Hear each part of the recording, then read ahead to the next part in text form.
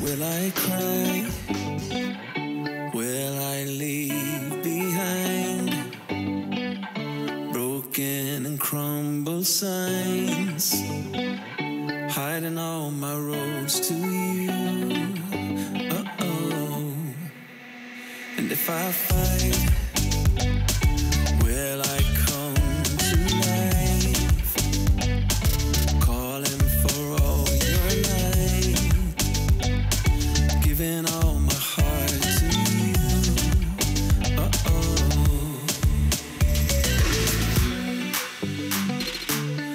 And I've been falling, I've been lost, and I've been calling on my ghost. I put it to rest because I'm coming home, coming home.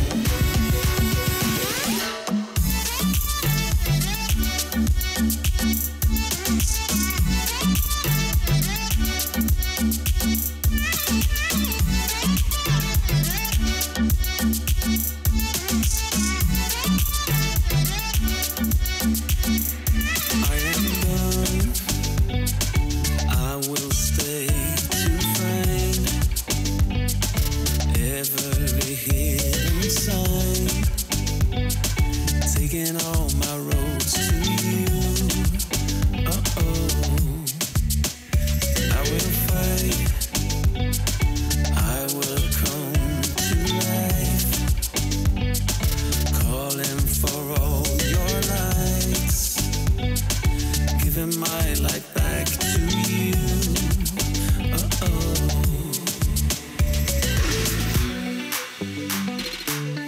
And I've been falling, I've been lost, and I've been calling on my ghost. I put it to rest because I'm coming home, coming home.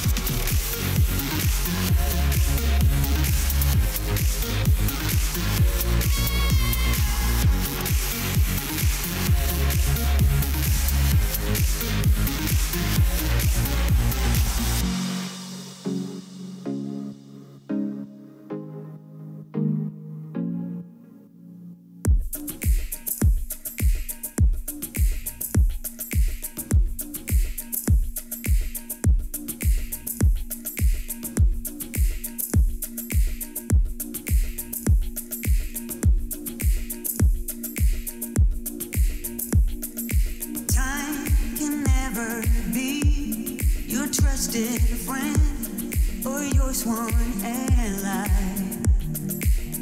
No, it's the harshest mistress of all. And life is just a chain of moments spent, 1,000 hellos and goodbyes. Maybe a love like ours can leave out its call.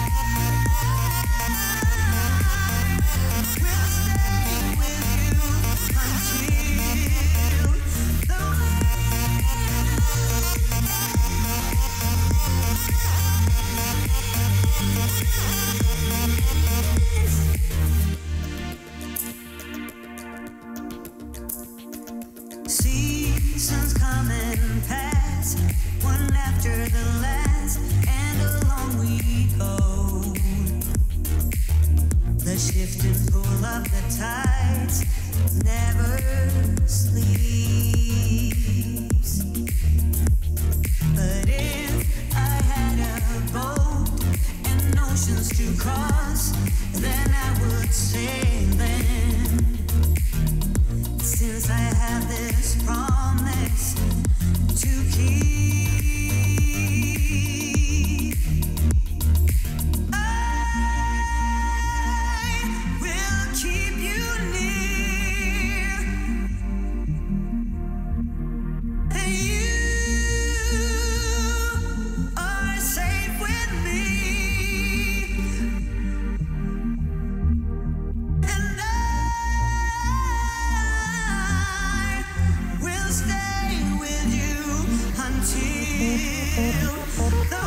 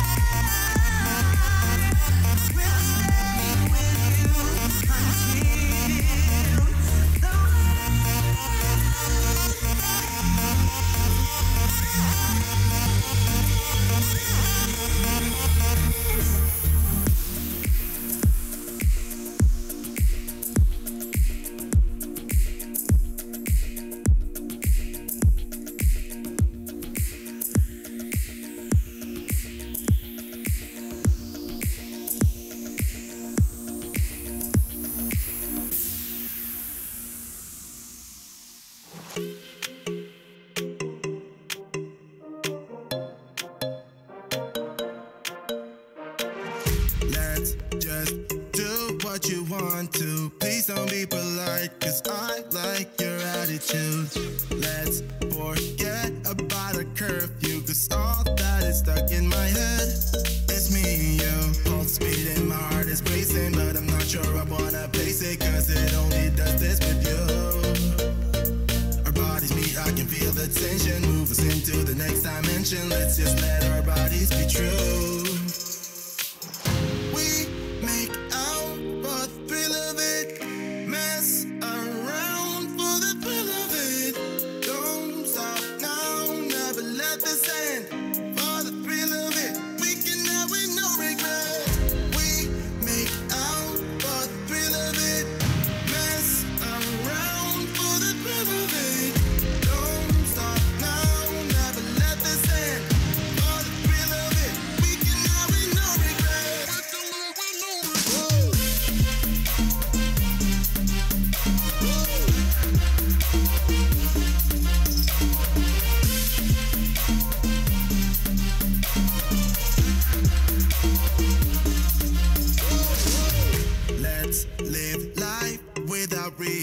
chance. Girl, put your faith in me, even though we just met. Let's forget about a curfew, cause all that is stuck in my head. It's me and you, pulse speed and my heart is racing, but I'm not sure I wanna pace it, cause it only does this with you. Our bodies meet, I can feel the tension, move us into the next dimension. Let's just let our bodies be true.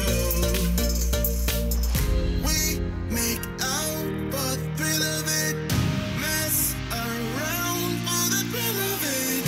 Don't stop now, never let this end.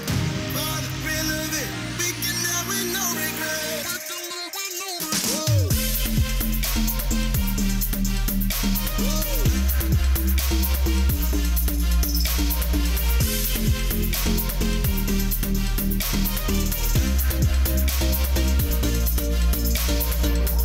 We make out for the thrill of it, mess around for the thrill of it. Don't stop now, never let this end. For the thrill of it, we can have with no regret. For the thrill of it, for the thrill of it, for the thrill of it, for the thrill of it.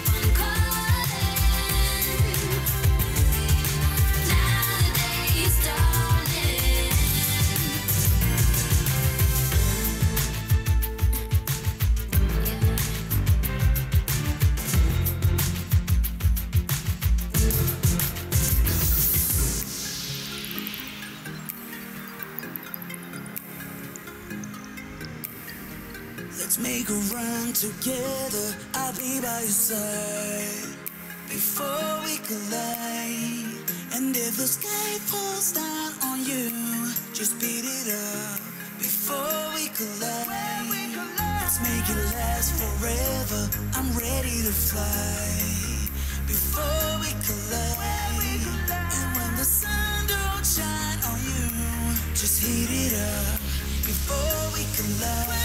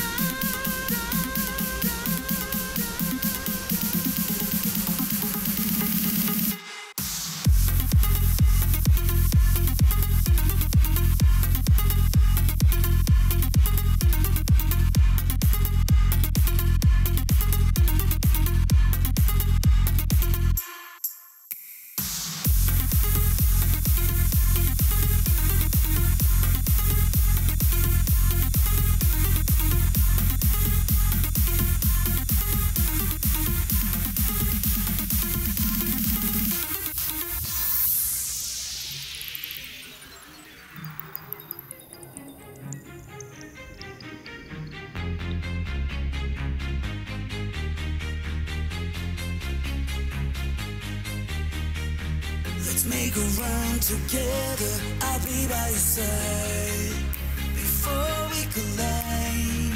And if the sky falls down on you, just beat it up before we collide. Let's make it last forever. I'm ready to fly before we collide. And when the sun don't shine on you, just heat it up before we collide.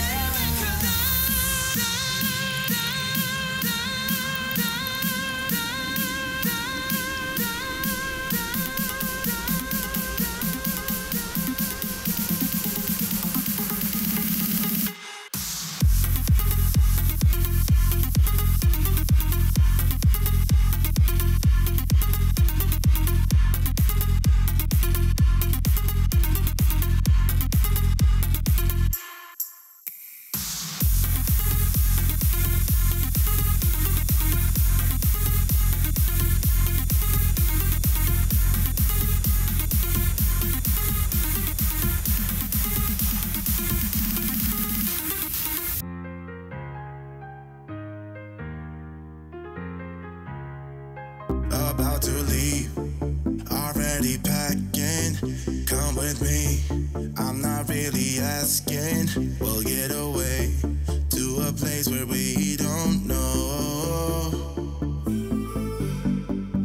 About to see the world in action, what we can be, life with no distractions. We'll get away, this is what we waited for.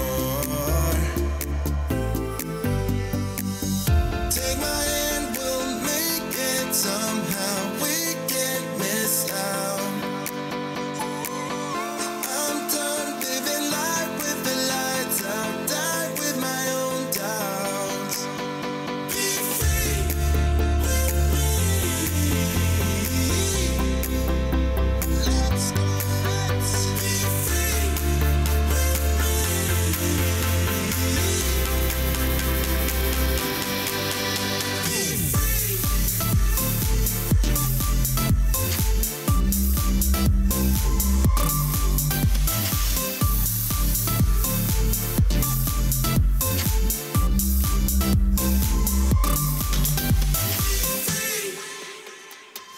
Not looking back, eyes on the freeway, Bonnie and Clyde, a classic cliche.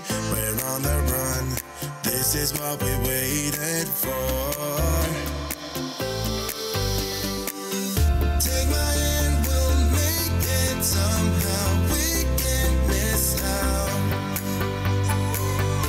I'm done living life with the lights out. Die with my own doubts. Be free.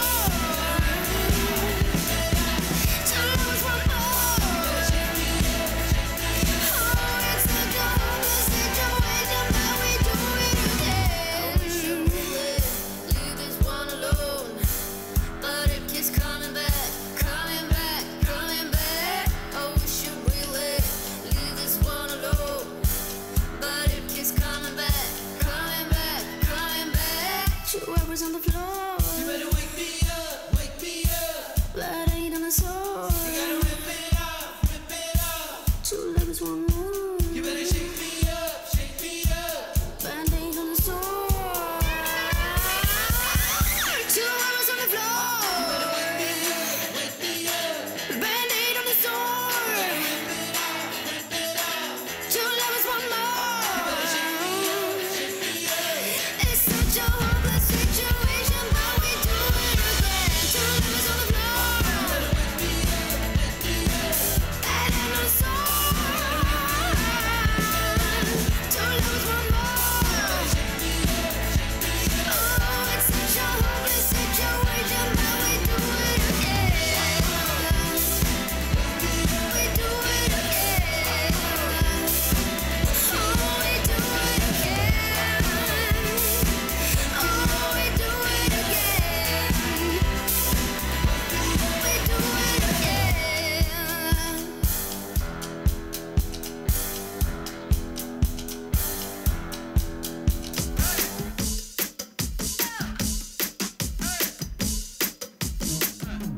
When you're around, I start losing my grip. I need to keep my head cool. Don't keep me waiting on a Saturday night. I got a soul that I like to fool. Sooner or later, I'll let you go. And I'll listen, learn. This beautiful lady's on the top of the chain. We'll be enjoying your first turn. Cause the way you look tonight, I'm checking you out. There's only one way you keep setting me up. There are moments when I feel there's another way out, but I'm lucky just to have you on a Saturday night. Alright.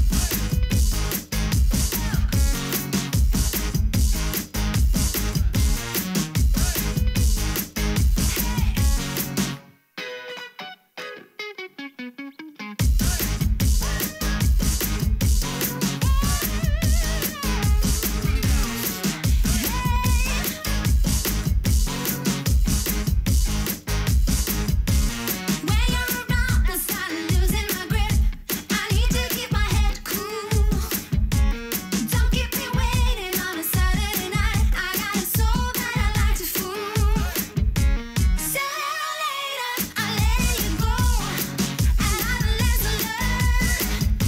This beautiful lady's on the top of the chain. We'll be enjoying your first turn. Cause the way you look tonight, I'm checking you out. There's only one way you keep setting me up. There are moments when I feel there's another way out, but I'm lucky just to have you on a Saturday night. Alright. Alright.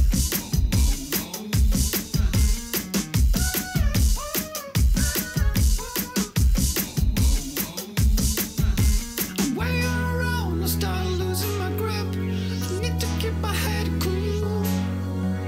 Don't keep me waiting on a Saturday night. I got a soul that I like to fool. Cause the way you look tonight, I'm checking you out. There's only one way you keep setting me up. There are moments when I feel there's another way out, but I'm lucky just to have you on a Saturday night. Cause the way you look tonight, I'm checking you out. There's only one way you keep setting me up. There are moments when I feel there's another way out, but I'm lucky just to have you on a Saturday night. Alright. Alright.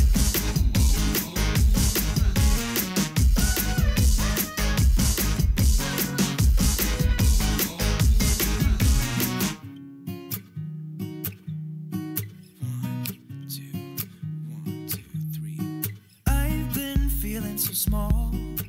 Watch the clock ticking off the wall. But tonight I'm letting it go. Spend my coin for sure. I'm gonna be myself, or I could be someone else. No one's stopping me now. I'm gonna skip my breaks. I'm gonna make mistakes. I just wanna feel alive. It's just what I do when I'm out, so try not to hold me down. Feel alive when I'm in this town. Look at those beautiful stars. I wanna drive a faster car. Nothing can break me, no, no, nothing can break me. Try not to hold me down. Feel alive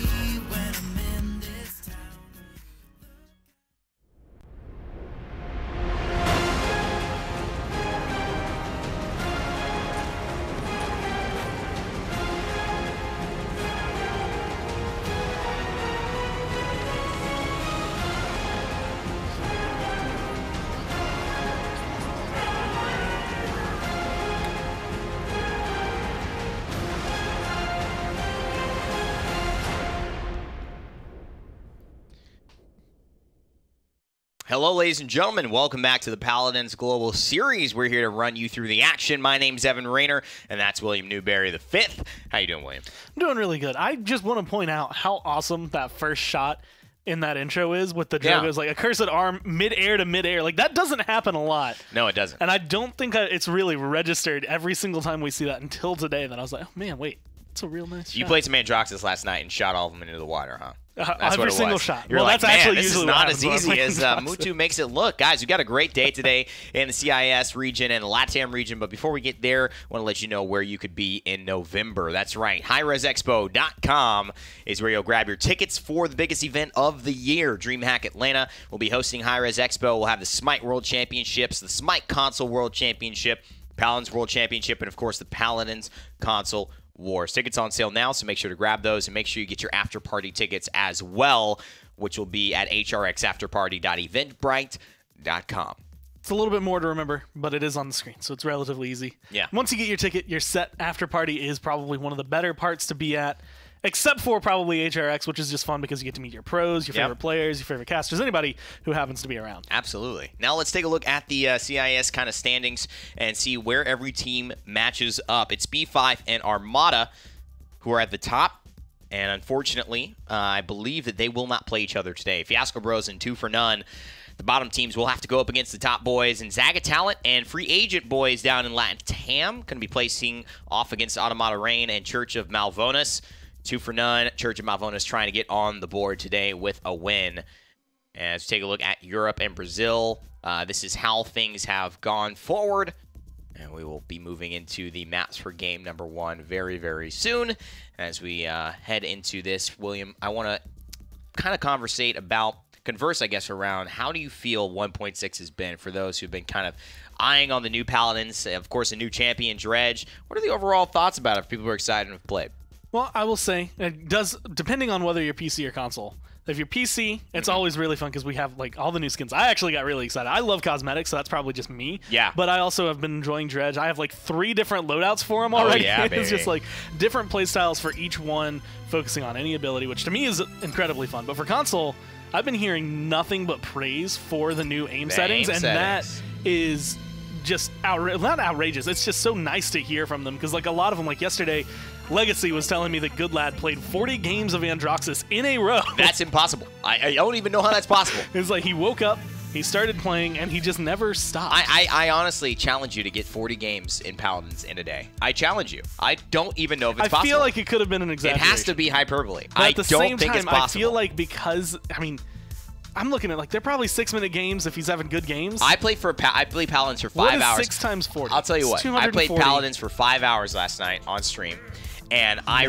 just hit requeue every single time. I maybe took a 30-second break before hitting requeue. I played as fast as possible, all modes queued. I don't even think I played 20 matches. I don't even think I played 20. To get 40, you're at 15 hours. I'm calling it. I'm not gonna. Maybe he did it. I respect the grind. If he's on it, then that's what it is. Okay, somebody look at his Paladins guru. I can't believe I didn't even think of that. Go to look at his Paladins guru. Who was this? Swiper? It was Good Lad. Good Lad. All right. Somebody check it. Let us know if he played 40 games of Paladins yesterday. I'm calling BS. And I'm also calling Ruckus as the last pick for 12 IQ. Armada obviously looking in control here from a standings standpoint, and now grabbing the Eevee as well. How do you feel about the lineup? Honestly, Eevee, Leon, really solid, specifically because it's Armada. It's also CIS that love their Eevee, and I feel like this is a big pickup overall for their roster. Whereas 12 IQ, I mean, you have some of the, staples, I guess, when it comes down to it. Anara, Drogos, Maldamba, Ruckus, and then Cassie. Literally all 5 of them work well as a team. The big issue is going to be execution when it comes down to it, and I think Armada overall have the better mechanical skill. They do. They have a very, very strong kind of history of performing, and we'll see if 2 for None can figure it out. They have some decent members on their team, but it's all about the execution, I think. And of course, as we eagerly await the results of the iGoodLad search, you could tweet me that as well if you guys want. Or it's possible that even someone in production could look up how many games he played yesterday. Why, hello, Madara. And hello, Madara. And this is a very, very good sign here. unfortunately not for 2 for none. That is one of the few players. So, history of CIS, Ovum and Madara used to be on a team together. And Madara, as far as I remember in the last few weeks, has just been missing overall. Hasn't been around in the scene, didn't come back to play with B5 like the rest of the team that was Virtus Pro. But now joining Armada might be the thing that can bring Armada back to challenge B5 as the region goes on. He looks like he's going to die here very soon, though. Nice wormhole and a beautiful heal, and that can make the difference. You could just see, in a casual game, maybe you don't get that heal on Eevee, and she doesn't have that same type of sustain, but in these high-level moments, you're going to see her maybe live and outlast some of these other damage dealers because of her mobility and because of just the time she buys, the distraction.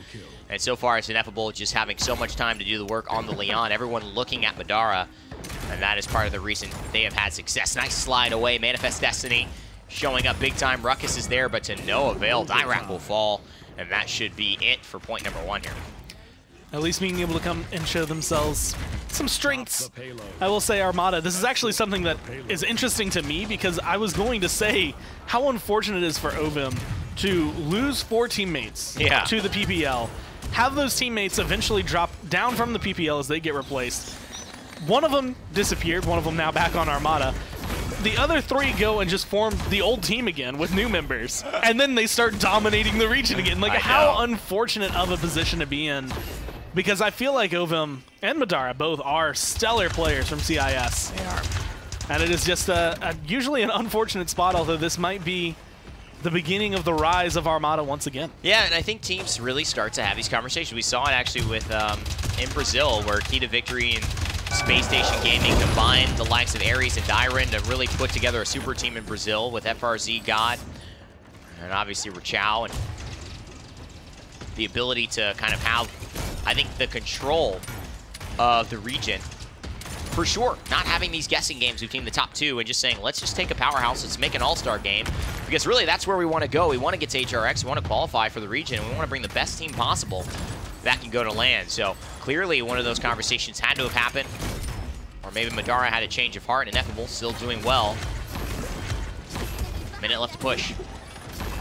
As long as they can come through, Ice Storm, a bunch of ults for Armada are ready and raring to go, but they just don't have quite the pressure that you want to be able to apply onto 12 IQ to make sure they get out of there. Drogo's so far has been having a relatively quiet game, but a couple of good fire spits change that in an instant. But that's going to be an Immortal coming out, and that's going to keep everyone alive. If some good healing comes through, that'll change it. But Coriel still goes down. Just couldn't get the healing to him in the right amount of time, and that has opened things up. And you know what?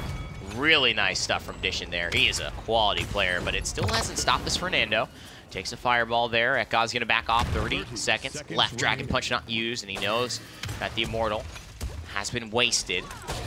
But if Dishin puts himself in too precarious of a spot, he'll trade his life, and that's still 4 very deadly damage dealers and a tank as well available for Armada, even if he tries to go for the Fernando. Nice fireball there as well from Ekkas. Now to have the Ice Storm in the backline, and again, that's just control. That's not really trying to find much. They're just trying to get rid of the Inara, and once she's gone, that forces everyone else on 12 IQ to jump down. Dirac going to be the one under the firing line, and it's not going to be enough to live. Wow, and that's it, ladies and gentlemen. Ineffable and the rest of Armada, 4 alive. Ovum goes down, but the rest of his team gets it on point. And it is a double damage lead for Armada with Ineffable and Madara both leading the charts by about 6 to 10,000 respectively. I feel like Ovum is that kind of player that will literally play whatever his team needs him to play. Because I've seen this man play DPS, I've seen him play flanks, I've seen him play front lines, all competitively. And the only role I hadn't seen him fill up to this point was support, and now he's added that to his list as well. He's literally been able to just put all 4 on there. And I'm kind of curious to see how this goes throughout the set, just because I'm wondering if the inclusion of Madara does just kind of come with the stipend of, well, now you have to play support. Right, right, yeah. No, 100%, man. I think that is a big question. If you see these roster swaps, sometimes it works, like we saw with G2 Esports and Cuss Cutie, and sometimes it doesn't. Right there, though, Ekkas hitting the fireballs he needs to. They certainly lined up in a beautiful Solar Blessing, keeping him nice and healthy, even though Cauterize is applied still with the Flame Lance, trying to find the ticks of damage, and that brand is going to help make sure the Inara goes down potentially, but he's got nothing, and there it is, the full health reset of the Solar Blessing. It's been making the rounds as far as competitive, and you can see why here. He needs one more to stay alive. I don't think it's on time. He looks like he's falling. Ekos, no, with the shield. Oh my God, where is the Solar Blessing of him? Where was he? It's a good question. I mean, the rest of the team, the entire time, they're not having to do too much, right? They're all sitting back. They're going to be comfortable. The entirety of that is 81% on the point. Most of that fight is specifically Fernando up against 4. Like, he is in a perpetual 1v4, maybe 2v4 if you count the healing from Ovim as him being in the fight. But the entire time, he's just holding space. And now with comeback mechanic, they're just now catching up on 12 IQ. And you know what? I love the way Madara is just playing. She's brought 3 people over, essentially. And now with the Inflame, Ineffable shows up and shuts it all down. 993 in the health pool, make that 2450 with a little bit of help from her friends. Ovim in a nice shield, and Armada 3-0 on Stone Keep. Clean setup. They use a few ults, maybe more than they had wanted to coming into the round. But, I mean, we always talk about how about a minute left is enough to charge your ult up. You have 2.5 minutes for the entirety of this push to get your ults charged up. And I expect that's going to come through. When you look at things like Inflame, that's a game ender. That's a way to completely shut down what 12 IQ might be able to set up as a defense. So any ground gained by Armada right now is just leading more towards that kind of end. And what's interesting is they are sending Fernando onto this right side. It has to be because of the brand, or maybe just not having that conversation. We'll give them the benefit of the doubt, really feeling like the anti-heal on the Inara is important. They've sent Madara on this left side, but as we can see, when Fernando fights in that long corridor, just a day late and $1 short on that Solar Blessing. But when he fights on that corridor, he's able to get those fireballs and really poke them down. And here it is. We're finally seeing Ekos rotate, which is what I would have assumed he tried to do from the start of the round. I feel like he's going to have a lot better control, just bruising his way alongside the upper balcony. So on Wednesday, we got to have this conversation about Solar Blessing and whether or not it falls within what Nick was calling balanced or not, right? Yeah. Does it feel balanced? Because when you see that number coming through in terms of healing, you see a tank get a full reset. Right. You feel like, man, they just got full reset. They didn't have to do anything. But then you get those moments where you see the solar beam go just by the person that they're trying to heal, and you think, for the next, 8 seconds at least, no one on that team is getting a huge burst heal. That changes so much. And because of that, we've seen teams lose fights. It's when it gets to this upper level that it does make a difference. I agree. And so if Armada can consistently hit that, then this fight more than likely going to go their way. But because of those small misses when they happen, it will shut down your team. Yeah, it's made it a little closer, but still, at the end of the day, Armada looking nice, smooth, easy peasy, lemon squeezy. With 27 seconds left on the counter, 2 for none, throws the wall up, and now eventually the wall must come down. And Ineffable is there, so is a Dome Shield. 2 for none just running away because that's all he can hope to do. Enlightenment still available. Ineffable just going to rotate, and I think this should do it. Dread Serpent, but it's just a Maldamba versus many tanks and Enlightenment and the entirety of Armada. And I respect the shield surf at the very end. I respect coming down it from too. Fernando, because that's probably one of my favorite things to do when you know you can end the game.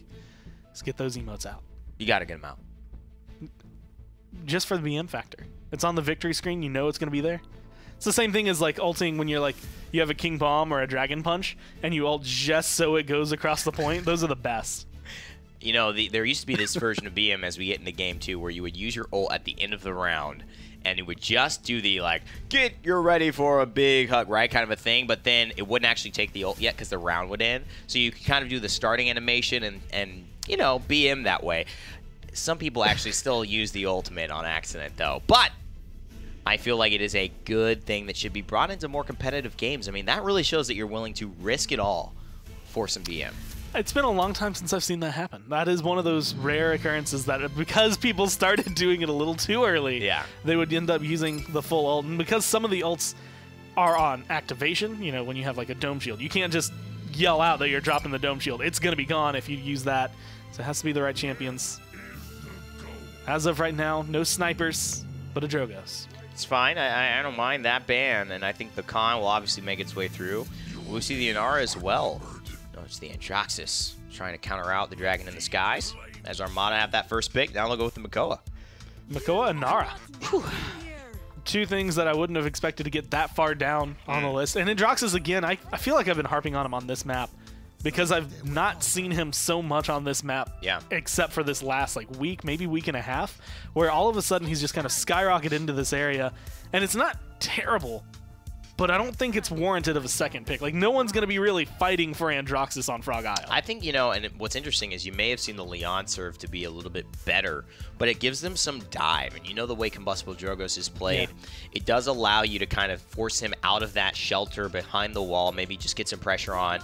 Cassie will be able to maybe clean things up. I think the Ash is another form of dive. 12 IQ, I see where they're going, but I don't know if it's going to be effective. Still decent execution regarded for this. And the Death and Taxes Leon out the gate is a really good pick to shut down the con healing and a lot of what the small dom is going to do as far as sustain. I mean, if you want to look at someone who can help handle Ash and at least stop her from getting into the backline, it's going to be Makoa. Like, he's going to be able to peel for pretty much everybody. Oh, yeah.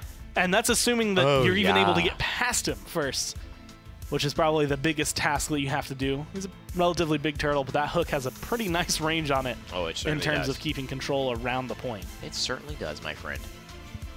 Frog Isle, game 2. Armada, 2 for none. Will they go 0 for 2 here? Of him on the Ying. Madara, Death and Taxes Leon. Similar.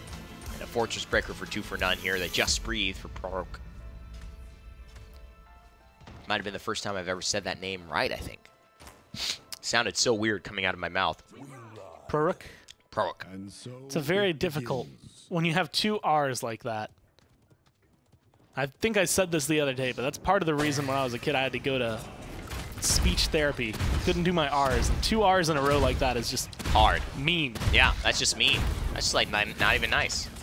Wow. Wow, is this a Mother's Grace in R? I wonder if it is. He just must not feel like he cares. Coriol off to doing other things, and it is. Boy, just didn't waste it, huh? Just not even scared at all of being knocked back. That shows you just the confidence. Let's take a look at the loadout that Coriol's running. Might actually have some CC immunity in there, and he does. Insurmountable.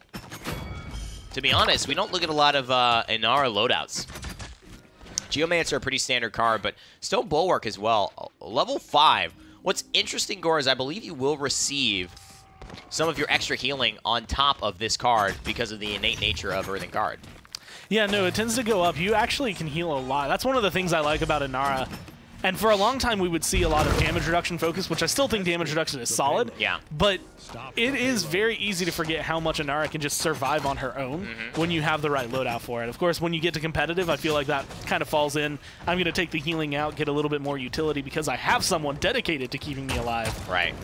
But as of right now, Sheer that kind of caught my eye. Just something I don't typically see. Generating ammo whenever you activate Earthen Guard. It's not bad. It's just not something that's normal. Madara now on this Leon, looking fantastic. And this is what they hoped for. This is what they expected. And it's just looking like 2 for none have absolutely no chance. I mean, it's not the fact that they're doing the wrong thing, Score. It's just a really dominant performance here by the rest of Armada. Pretty flawless as far as the Leon pickups, whether it's Madara or Ineffable. And I mean, that's a game changer right there in itself. And as long as they can hold the right angles, I mean, right here, 2 for none are kind of blocked in this base. Ooh. Finally going to be able to dash around so they don't get hit by the Enlightenment, but it doesn't really matter. The kills are still rolling through. The health is still being taken down. They didn't even roll out. And the point just comes through. Wow. This game could be over in under 6 minutes. That was fast. That is the way, and it's been a long time, I feel like, since we've seen it, because a lot of the regions, a lot of places, and a lot of maps have gotten a lot closer for pretty much everyone. Yeah. But this is just a fast reminder of what it can mean when you have a gap between the two teams. It is, I mean, Armada looking pretty much the way they used to look. And the way they've usually looked, except for when B5 is in the equation now. Absolutely, man. I'm really interested to see this develop. You know, if these players stay From together. From B5 to B5-2, yeah. The Armada story. Oh, my God. That was such a funny time in PGS. Just casting B5 and B5-2 all the time. Triple tank versus anything but. And it would always go to that last set. Right now, though, Madara's not wasting any time. Up in the air is Andro, but just 148 per shot. It's not going to do much, even though it's hit scan. 2 for none, getting super low. Doesn't have the ult yet, and they let him go. I'm just kind of surprised to see Armada play as patiently as they are right now. Although their composition doesn't necessarily scream aggression. Right. They're approaching this very slowly, and now they're going to come through. There's going to be a seismic crash. Not going to be able to find too much out of that one. I think blocked by the shield overall. Condition is just trying to hold this angle and make sure to keep Madara locked back. Yeah, and it's such a tough matchup, Gordon. You had questions about this Androxus pick, and it seems like the Leon is just definitely overperforming here. The Moldamba doing his best, but Sunset, unfortunately, the sun will set on his play. Ekaz pushing him back and playing this aggressive frontliner that he loves to play, the style that he showed us on Fernando and Stone Keep, and now 2 for none. The namesake of this team, probably going to have to shoulder bash and then jump onto the objective if he wants to touch it. Here you go. And jump. See what happens. Ovum hits the illusory rift, and I think 2 for none might be dead before he makes it back to his circle of safety. And that is why knockbacks versus Ashe can be just so effective. Right. Once you get her out of that circle, it doesn't really matter whether or not she has a lot of damage. If she even is running something like the shoulder bash, having some damage reduction on that, it doesn't matter if she's dead. And Ineffable here on this Drogos. I mean, we haven't even seen him all game. You know, we haven't even talked about him. I mean, this is such a Silent dangerous composition. You let the Drogos through the Inara and then the Makoa. You also let through the Leon. And Ovum's doing his thing on this Ying. Oof, this is a really rough one. And you got to say, the draft definitely goes in favor of Armada. Androxus picked up so highly is why, you know, you maybe feel that it's shifted so heavily. Because he has not performed. Dishon has not had any action. A lot of what 2 for none have is, I want to say, like implicit counters. Like they're going for this can deal with that, this can deal with that. But like you had said earlier, once the draft came through, there's a lot of it that just comes down to execution. Can you actually make this Androxus shut down the Drogos? Yeah. In actuality, like on paper, 100% of the time that's going to happen. But when it comes into the game, it has happened, I don't think once. I'm pretty sure we have just seen Ineffable kind of run through every single member on 2 for none. So that's what they're obviously waiting for. They have not beaten them in 6 minutes, but it's getting very, very close to that being the reality around 7 or 8. 1 hold needed to at least force another round, get a point on the board in this set. But there is the illusory rift. Khan, Dirac goes for the battle shout. It's going to be hard to burst someone down, but there it is, the enlightenment to buy some time from Madara, and he gets around the corner, and that's all he needed. He gets a life exchange heal from the Shatter from Ying, and then also allows himself to anti-heal this Dirac. As a result, Ekaz finishes him off, and I think that will do Pig. Unless an incredible stabilization, it will be Armada taking a 2-0 here over 2 for none. Dread Serpent still available. They might be able to do something there, but 2 for none immediately jumps down, dies off, and so does it seem to be the rest of 2 for none and their crew. Moldamba dashes to the bag. Not exactly where you want to be, Sunset. He didn't even use his Dread Serpent. He was going to at the end there. And I think he realized that this game was just, you know, over. And it should be. Armada, that good in CIS, so don't forget it. Obviously, we've got another set to cover today, but they clean sweep, and they let everybody know who is the top dog. 2-0 over 2 for none. That was expected. Now, I'm kind of curious to see if we're going to have that same kind of performance out of B5. It's kind of expected. I mean, considering right now they're undefeated. They're the team that has been able to take down Armada. I want to see those two go up against each other one day. Like, I just want to be able to see that again, because I feel like with the inclusion of Madara, it might swing things over to Armada. Might. You never know. Wow. Gore with some hot takes here. Man, starting off Friday, just spicy. Spicy, Gore. Man, anybody else getting like caliente, spicy vibes from Goremizer this morning? I am. These are my plans. Those are your plans? Yep, spicy food for dinner. All right. Gonna go get wings. The blueprint for a successful morning. Goremizer It's shows to plan us all. out your dinner. Yeah, and we're still waiting for your fun fact for every broadcast, by the way. Fiasco Bros ban out the Serpent Beach, B5 ban on Ascension Peak. Bright Marsh will be map 1. You know, Gore, you were telling me something very interesting about Bright Marsh the other day. It does, in fact, might have possibly a sea monster underneath it. Oh, see, that's the one. Fun facts with Goremizer. That sea monster, there may or may not be a portal to Loch Ness. Wow. It is the Loch Ness monster in Bright Marsh. It's confirmed here. Wow. That is a stat. The Loch Ness monster. The Loch Ness monster. And a portal. It was incredible. Wow. Having to get that, all the contracts and stuff to make sure that the likeness was allowed to be used in the game. Oh my God. Wow. So this is actually a digital cosmetic Loch Ness that needed licensing. From who? Who owns Loch Ness, by the way? Is that just the... I don't have an answer for this one. Okay, all right. I'm going down a rabbit hole that I didn't have answers for. I might have taken too many steps. Some shell company. I should have retreated immediately. Owned by the cartel. You never know. Watch too much Ozark. The Illuminati own Loch Ness. What did you just say? What? Forget what you just heard, ladies and gentlemen. It's time to go back into the draft here. B5, Cassie, Makoa, Inara, Androxus, Khan, Leon. See, anyone who complains about the fact that we say silly stuff that makes absolutely nothing to do with the broadcast just doesn't watch our broadcast. We've been doing this since day one. We have been doing this. Why do you think we're called the Party Boys? I'm actually upset. Country Zin's not on the door anymore. Where'd Country Zin go? We probably had somebody important walk through the hallway. Probably. Todd was like, our door was on the process, or on, like, progressing slowly towards a collage. not of just funny memes. enough to cost us some business here. Which I don't know why he thought it might cost us business. I mean, I think it might I don't actually think it's meant to get be us funny. business. It's the album cover. That was just showing what we're doing in here, which is slowly but surely recording. Listen, we got multi-million-dollar esports deals, but really we're here to talk about music. Country Zin. And I mean, if this doesn't sell you, then just get on out. Where are you going? Wait, no, please come back. It was a euphemism. I was just kidding. Talus here, taken in the very last spot, and this is a famous spot for Talus. And with the buffs here in 1.6, there's nothing funny about that. What the heck?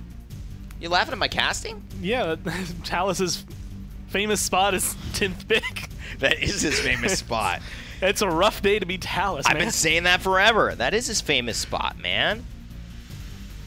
All right, Bright Marsh here, where, interestingly enough, the Loch Ness Monster is I guess, licensed off in a portal underneath the water. Yeah, you can only According to actually... The best way, and the only way to actually get it to appear is for all 10 members to jump off the dock at the same time. Uh-huh. That's interesting. I hope we see that. Summon the Loch Ness Monster, guys. If you're listening, next BGS, I want everyone to have a truce, round 1, and just go summon the Loch Ness Monster. And then start the fight. I might have to go talk to Garrett real fast. Hey, Design. I need a really, really small request about Bright Marsh. Oh, man. Involving all 10 people dying at the same time in the water. And what that can refer to overall in terms of summoning a monster. Well, B5 here. Firing away. There's something very special about the silence. I think Paladins should be enjoyed this way. We're just kidding, guys. We could actually... We're going to fix the audio, make sure that we get some sound on, though. But go ahead, Gore. I want to continue into this fantasy land we were in. Take that, black and white it, add like some piano music that would make it just a very sad solo film for Androxus. What is he experiencing? He has this cursed arm that's holding on to this revolver that is also maybe seemingly cursed, or in some cases shoots darts. Androxus is relatively pensive, I could say. How hard does the wrecked revolver shoot that darts are dealing as much damage as they are? I'll tell you what. Nerf has been working on some things. Now, we may have stolen some of that technology and applied it to Paladins, and we may have not. But that's all I'm going to say about it. And now I realize how wrong I was. It wasn't even the wrecked. I saw the color and I was like, yep, that's wrecked. I didn't even look at it in depth. In depth. It's not even the wrecked gun. But you could say they are getting wrecked by it as well. Fiasco Bros doing a very good job of forcing MTZ out of the room. WK on this Androxus looking much better than Condition did, but again, maybe just the caliber of competition he was against. Oh, the Gore just helping that Cassie Unlimited Power trade out so effectively. This has really been a struggle for anyone to get into that room, and with the Barrack, with the Ying, and with the Khan, you can see why. A decent amount of damage and a lot of sustain. Mad Mac finally finding the kill on I Am Choo Choo, and Strongful looking to make a move here. A map that's typically known for Armada and for B5, honestly, when it comes down to it, a strong map for them. 99% picked up for Fiasco Bros, and they're still losing members. Both front lines going to be gone. There goes the Talus. Overtime's ticking down. Fiasco Bros might control this. I mean, fantastic utilization of the overtime, trying to just buy time for the Inara, and they are. She's got the Earthen Guard. She's going to mitigate that. 1,000 turns into 500, but it's not enough. She is isolated, and Fiasco Bros going to take point number 1 here against B5. Maybe some signs of weakness and maybe just some signs of greatness. WK and Yorlak Spirit having themselves a heck of an early game here on the damage carries. A lot that is going right for them. And like you said, maybe a little bit going wrong overall. B5, it kind of feels as though Talus didn't have too much of a presence, except for the one moment that he rushes in. He has a little bit going on for him, and then he ends up dying. So I'm looking maybe a little bit towards that as to having a better performance to make sure that B5 can step up and try to match what's coming out of Yorlak, because he's just hitting shots left and right. It's so solid. And minute 40 seconds left now. Good application of it. A couple headshots. Nice. Looking for the duel. Strongful wins that one out. We're going to travel back, finish off the bulldozer. A lot of problems here. A lot of things to shoot at. Turrets, the clones. Deployable Nightmare in full effect here for Fiasco Bros. And it has worked to their favor. Not really a ton of insanely high-tier spots. Maybe the Androxus and Khan are the things that you might have to take 1 and 2 if you needed to. They kind of got a decent draft. And I don't know if B5 are able to contend with that yet. A lot of it is running on this Strongful, this last pick Talus, to do some work. Couple of good shots. Strongful finally going to be able to pick up a kill. Might be able to find 2 here if he can keep getting aggressive. Blackshear in a really awkward spot as Khan, but he's going to be able to get the pluck. And now with Yorlak backing him up, that actually might swing the fight all the way over. MTZ's incredibly low. Good firing line, battle shot as well. CC immunity and the damage amp. But Yorlak Spirit better to just back off and stay alive than try to commit to get a kill and die in the process. Limited power, finding a double. Strongful right back on it. Azarun finishing off Blackshear, so it will be another stall. This is what we see a lot of times when a team just, you know, is better than the other team. And not to be crude or rude or cruel, any combination of those words. It's just the fact that, you know, there's really not been much of a push here from Fiasco Bros after capturing in that hectic phase. Do you think, Gore, that this will be the last point they capture on Bright Marsh?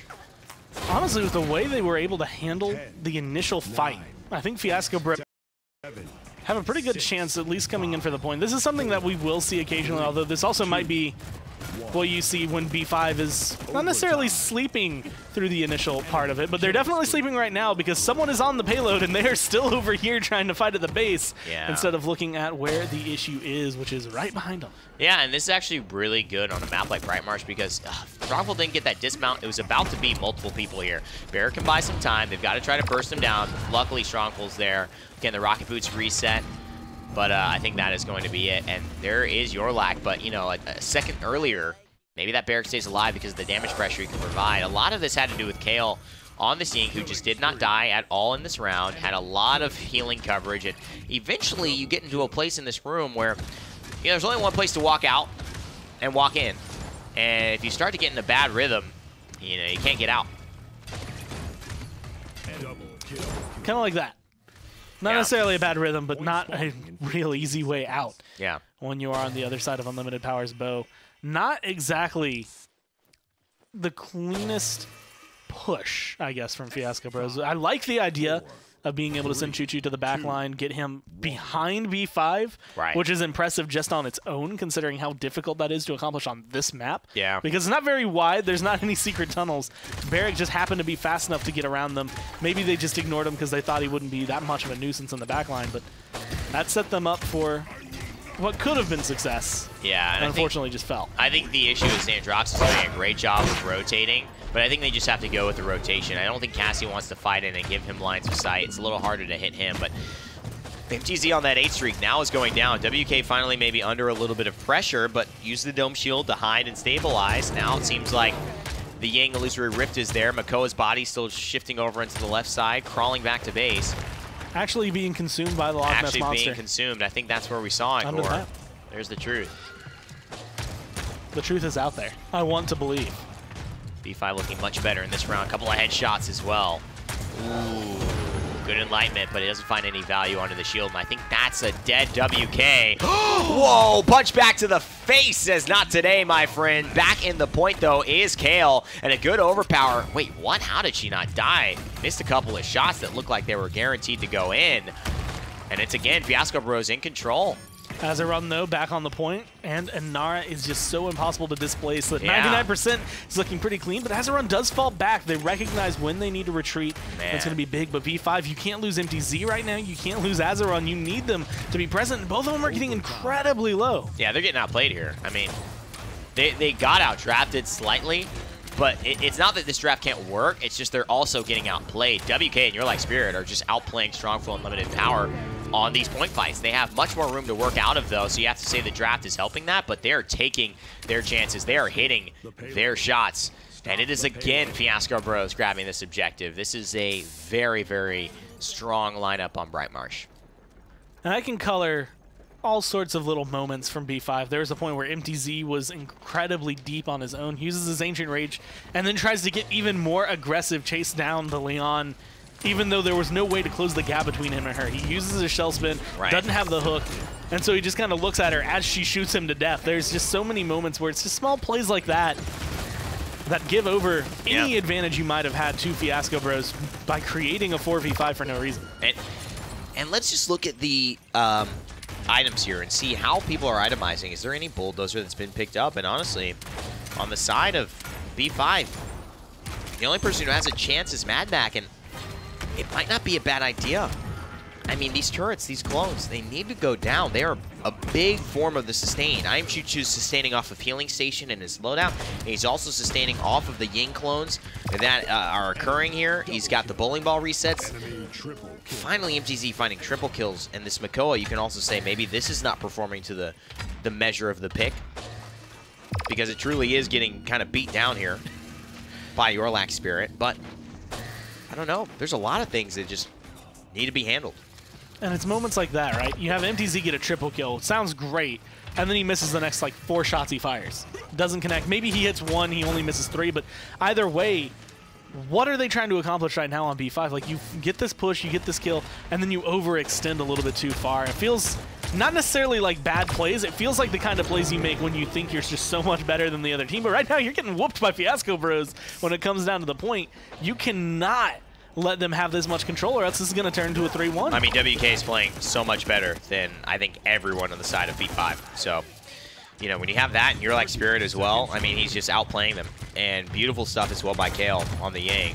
It's a perfect decision to go for the Illusory Rift to keep Androxus alive. He hits the reversal, kind of fakes him out, makes him think he might not be going for him. I mean, it's just clean. Clean stuff here. If he goes down, I think this push will start to waver. But right now, man, it looks really, really possible, doesn't it? I mean, being able to go through, MTZ is already at half health. He might go down. There's the Accursed Arm, but that is the kill they needed. That was the only bad decision. It seemed like he made all game. That was rough. Uses the Accursed Arm. Now will not have it for next round. And overtime's going to take away. Oh, boy, Kale with the sacrifice here, trying to make the miracle play. But she's going to back off 2-2. Now, will that be the moment that haunts him when he looks back at the tape, Gore? I mean, just that little bit of moment. If he gets that off, it's probably a push. Double kill.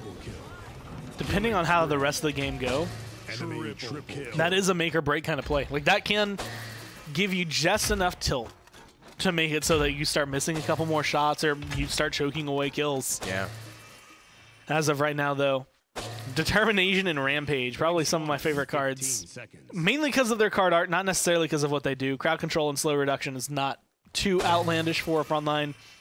But 40% movement speed, something I think higher overall. Rampage 5 as opposed to 4 or 3 that we would typically see. So 40% movement speed for 6 seconds whenever MTZ is getting elimination, which will be relatively often as Makoa. He's going to be running around, and that's part of the reason he's able to run down so many members of Fiasco Bros. Oh, it's a good body block right here. Look at this. Strongful not really using it. What a play. Just body blocks the con. Says you cannot go through here.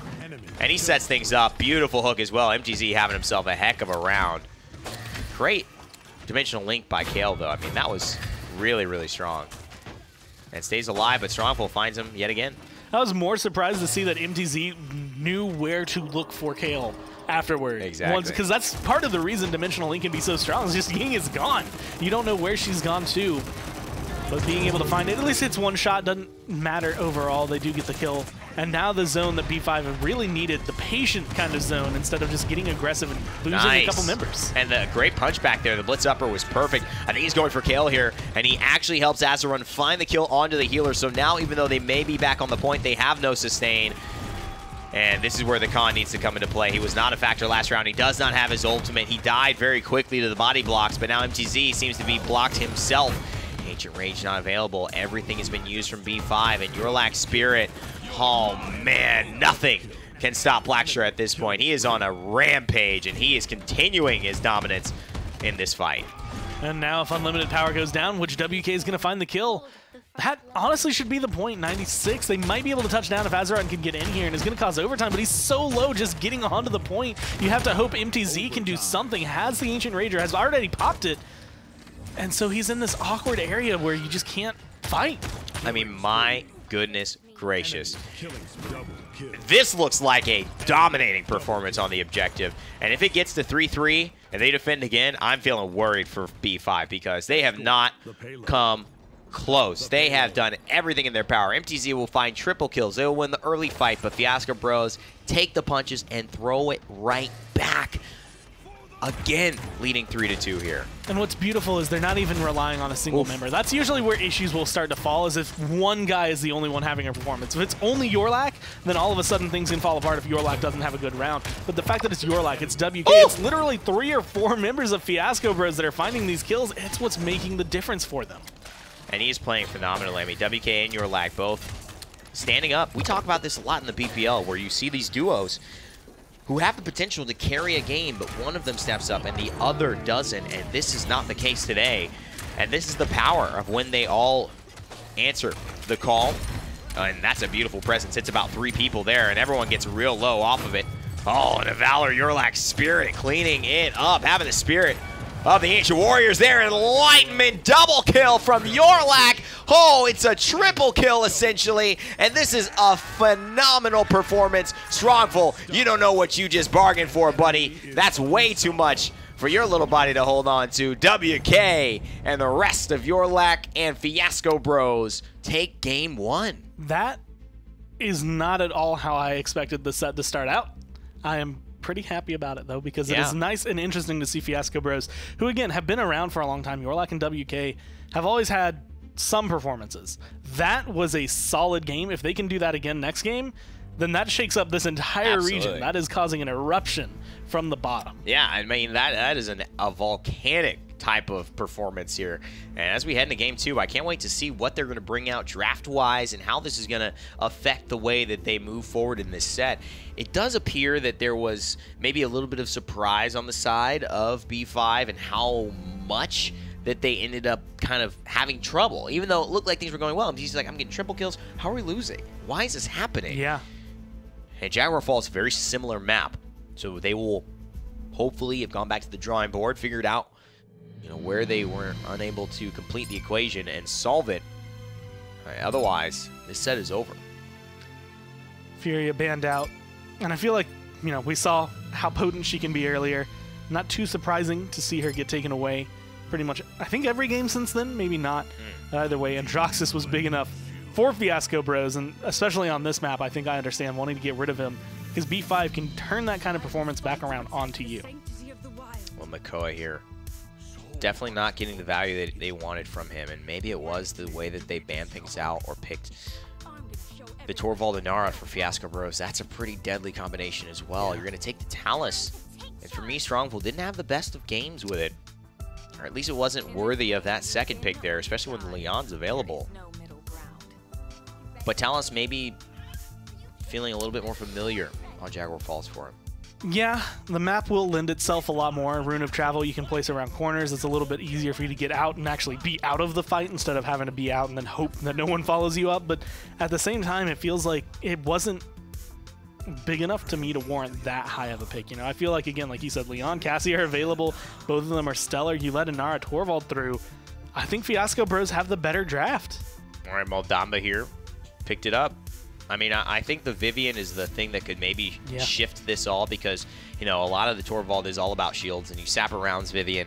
I mean, even Opportunity and Chaos with some Wrecker, you might have the ability to just burst people down so much and have that extra damage, especially onto these tanky front lines like the Inara, you have to figure out where is your bread and butter here. But I think we'll most likely see Sapper rounds, and then the Vivian loadout that I've just been loving lately, which I actually did a video on earlier this morning. Unlimited Power would take a look at his loadout soon. It'll be an Exaction Cassie.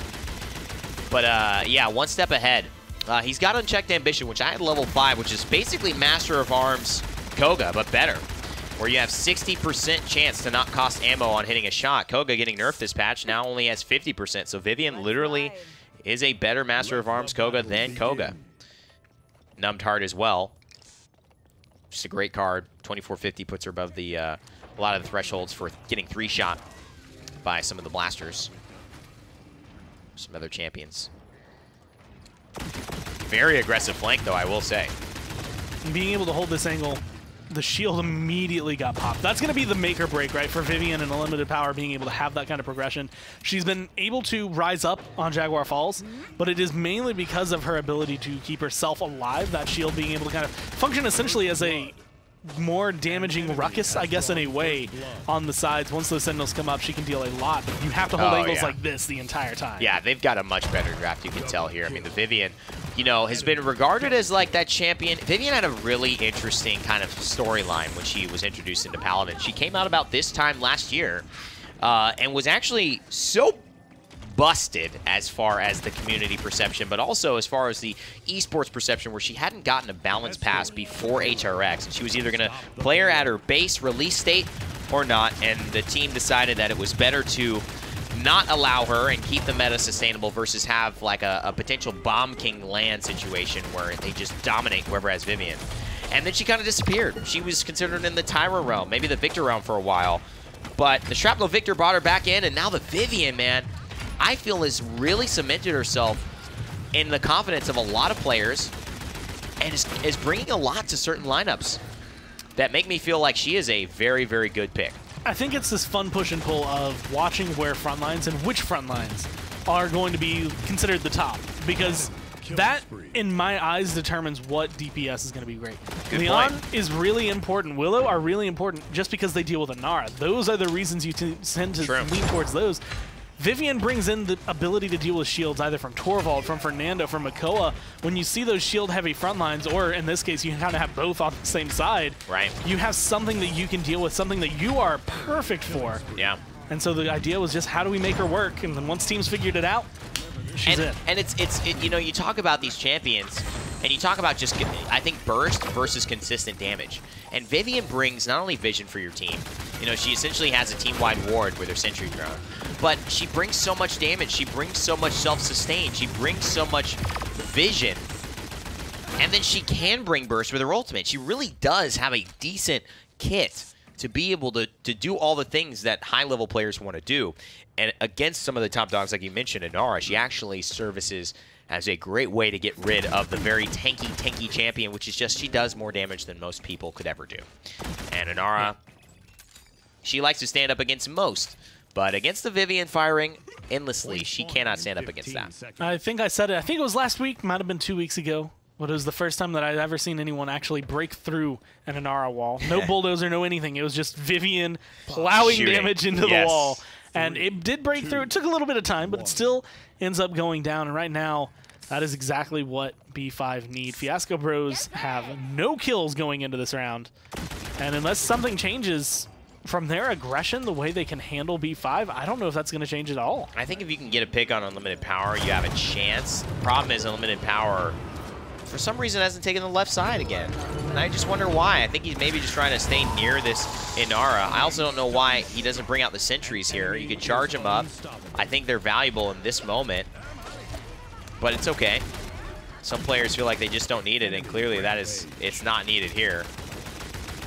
And they will be able to clean this one up. The consistent damage and the pressure. It is going to be a dominating objective capture here from B5. This is about more of what I expected out of Game 1. Which is why Game 1 was so wild. Because Fiasco Bros had not only individual stellar performances, but as a team they were looking a lot better.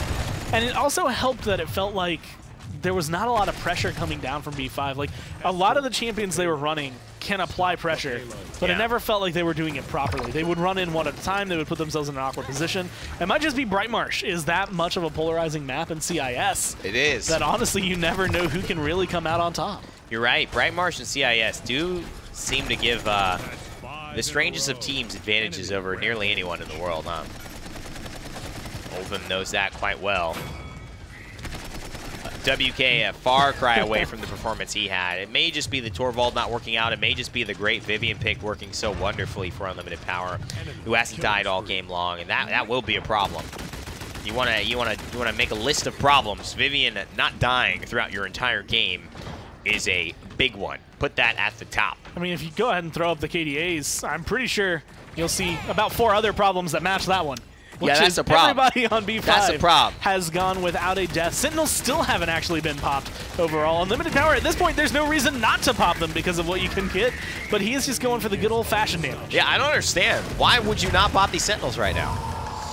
I mean, is this a version of styling on them? I'm not even going to pop the Sentinels on y'all. We're not going to die. I think finally there was simply one death. Yep, Strongful. Strongful. Is feeding. Feeding. He died twice. That was his second death. Unreal. When you are infinity, the amount of deaths, more than your team, that's a big deal. I mean, that gives them some fuel to burn them down with. Seriously. Overall, Strongful. Dude, when you come on, man. Yeah, like get less than infinity amount more deaths than us, and then you can talk. All right? Jesus. I'm trying to put myself in Unlimited Power's position. And, like, at the beginning of the round... What a great place to be. I can understand. I think he made a sandwich while that was happening. He was just kind of holding left click, just put some mayonnaise, some mustard on there, some turkey. What? Oh, yeah, good man. Cool. That's why he didn't pop How we doing, guys? He didn't have any ability. He couldn't press it. He was busy yeah, making a sandwich. he was just holding left click. No, it's just... In the beginning of the round fight, I can understand not wanting to pop the Sentinels because it's going to be a 5v5. You don't really know if it's going to go your way. Yeah, it can be a big boost, but if you want to hold on to those for like a resurgence in the fight or maybe on the push, okay. The minute you get that 5th kill or they're all retreating, pop the Sentinels. Like, they're going to come up. You could have recharged them like 3 times in that game with how much damage he was doing. But maybe it was just also to kind of keep some pressure away. Maybe once the Sentinels come through, that's like the big, hey, shoot me, I'm Vivian.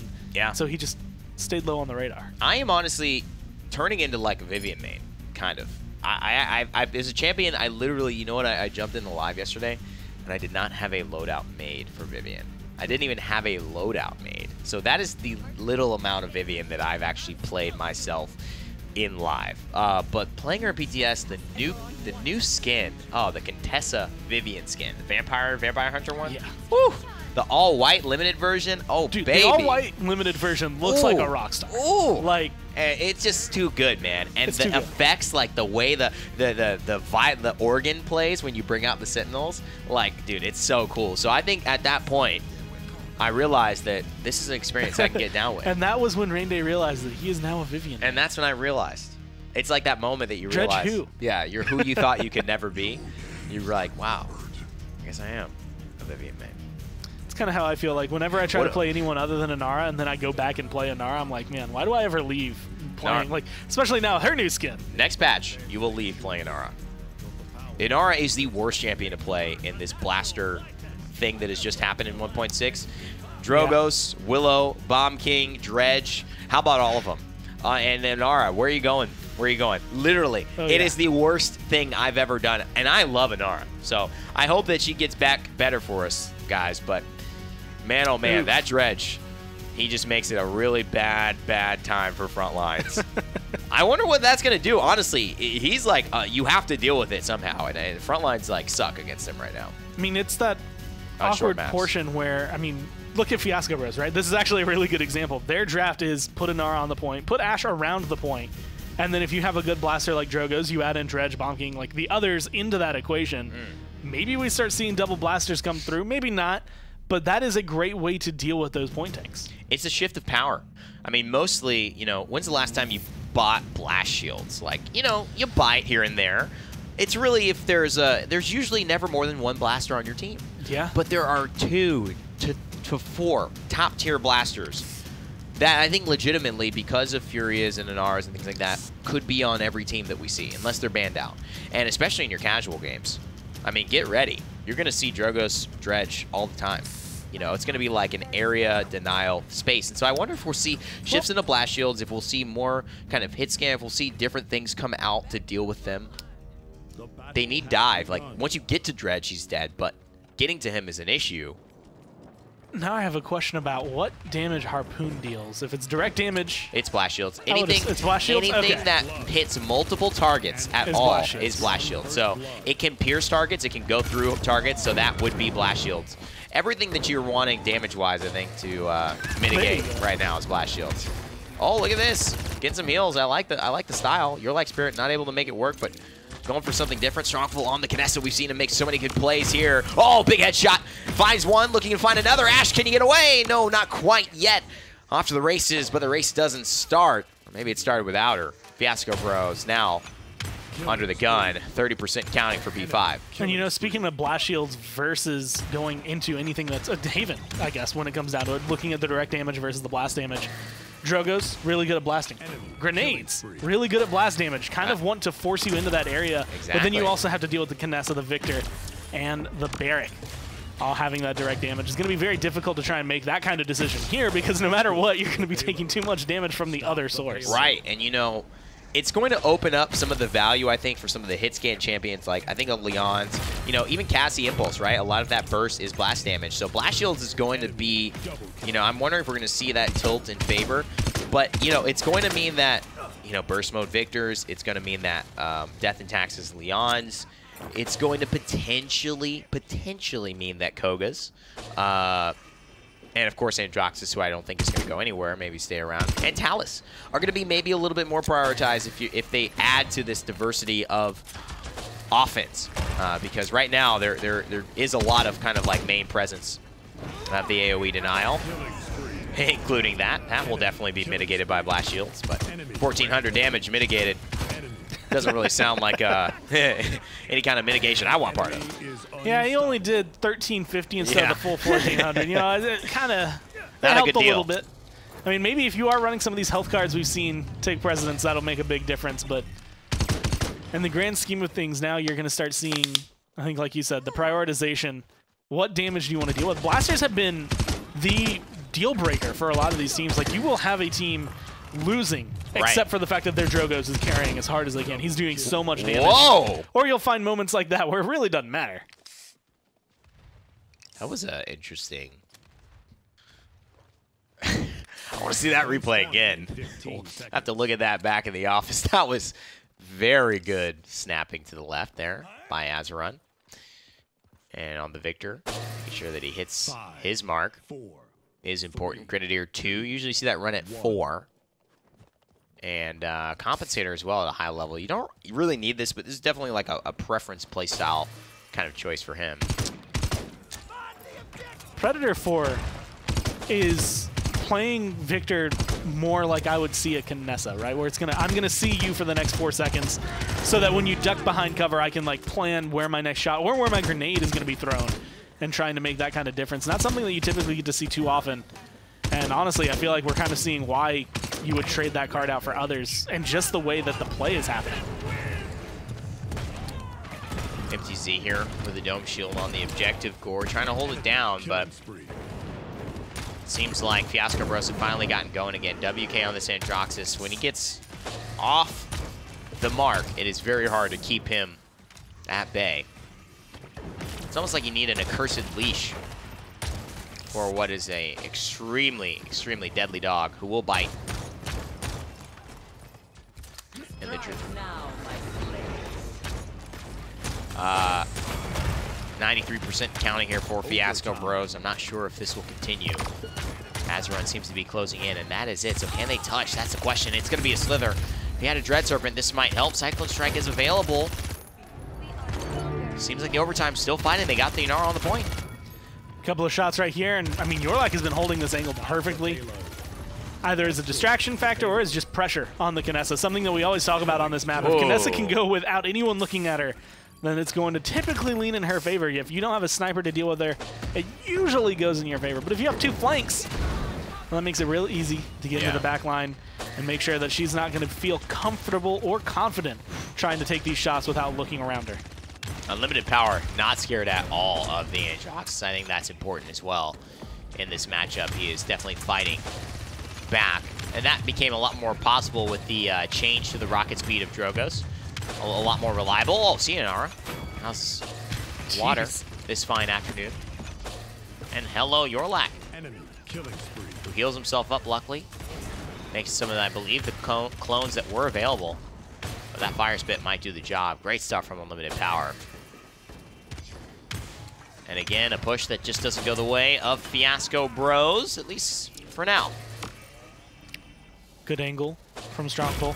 But until now, I feel like Strongful's had very quiet games. Both Talus games, the first one did not look great. The second one, it looked great, but you have to wonder how much of it was Talus, how much of it was the rest of the composition, mainly Vivian, doing so much work for the team. That now it's nice to see the Kinessa come through and have a good performance, although still maybe not where you really want it to be if you're a B5. I mean, you're looking to try to be #1 in the region. There's some small mistakes that keep happening that you're not seeing out of what we saw out of Armada earlier. 52 seconds here and counting for what doesn't look like a great push, but it has potential. If WK can keep on firing and finding damage, but I mean, this combustible Drogos, the Kinessa, are so good at holding range on Frogile. It's a little bit of a risk on the point fight because you never know if she's going to get the headshot that makes the difference, but here, you know, the defense really has a very strong foothold as long as she is not aggressed on too often. Unlimited Power getting some really nice shots, and again, just being able to go back to this Drogos, which has been so phenomenal in the past for him, and looking really solid right here, trying to find WK, who right now has been having, again, a great round into a bad round, or not necessarily a bad round, but a more quiet round, not being able to find the kills he was finding earlier. This is where he can step up, and he's already found one. Wow, what a play from WK. Man, if he found Unlimited Power off of that as well, and you could just see how much the Sandroxis pick means to him and to Fiasco Bros. I mean, he's definitely looking like one of the more dangerous, one of the more premier Androxis players in the region, but the second he goes down, it seems like Fiasco Bros lose a lot of their momentum.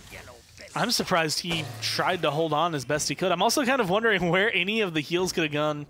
I mean, I know KL only has one hit scan heal, but he's sitting there at 24 health at one point, trying to figure out whether or not he needs to get aggressive or fall back. 7 and 10. If you ignore the 10, the 7's really good. But unfortunately, the 10 does have to come with it. 10 and 1 on the other side. 11 and 2, 9 and 3. The carries on the side of B5 just are not dying enough to make that difference for Fiasco Bros. Because of their uptime, it is making it difficult for Yorlak or for WK to be able to pop off the way they want to, the way they're planning to with this draft.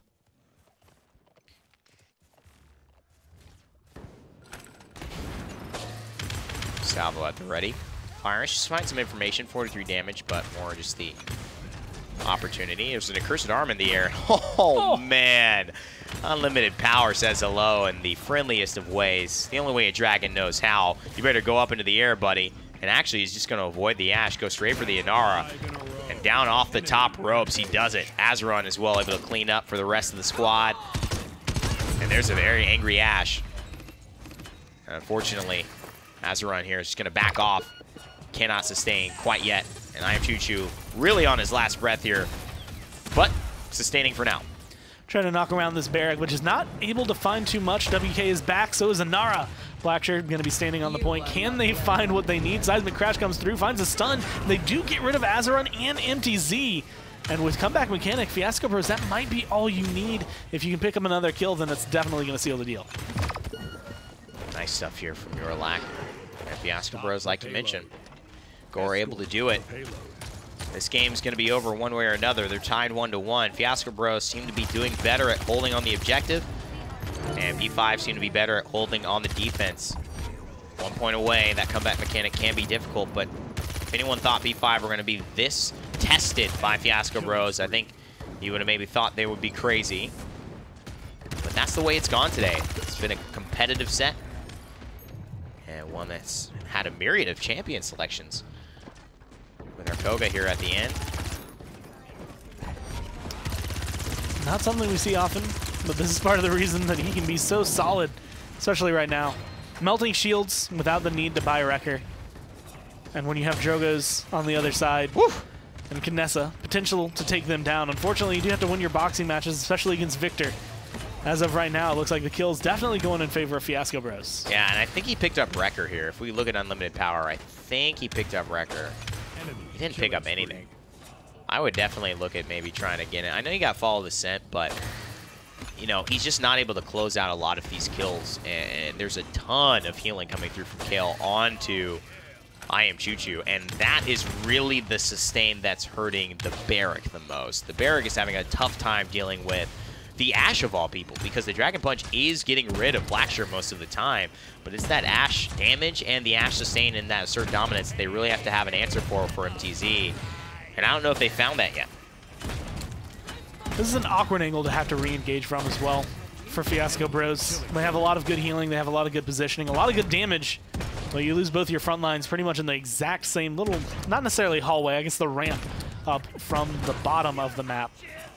And it's just unfortunate to try and re-engage in that kind of area now. WK doing whatever he can to withhold, but with 30 seconds left, this is a pause, regroup, figure out how to get back and touch that payload at least, because you haven't been able to get back since that push stopped. Yeah, Assassins here need to be a little bit more effective, and by Assassins I mean the style of play that WK really wants to kind of own. He needs to be able to get to this backline with Strongful, almost not hearing him, not seeing him before the first couple of shots have gone off. And right now you see Strongful looking for him. Where is he? He doesn't see him yet. And there he is, just right up front. There's really the time working against him, because now he knows when the move has to come.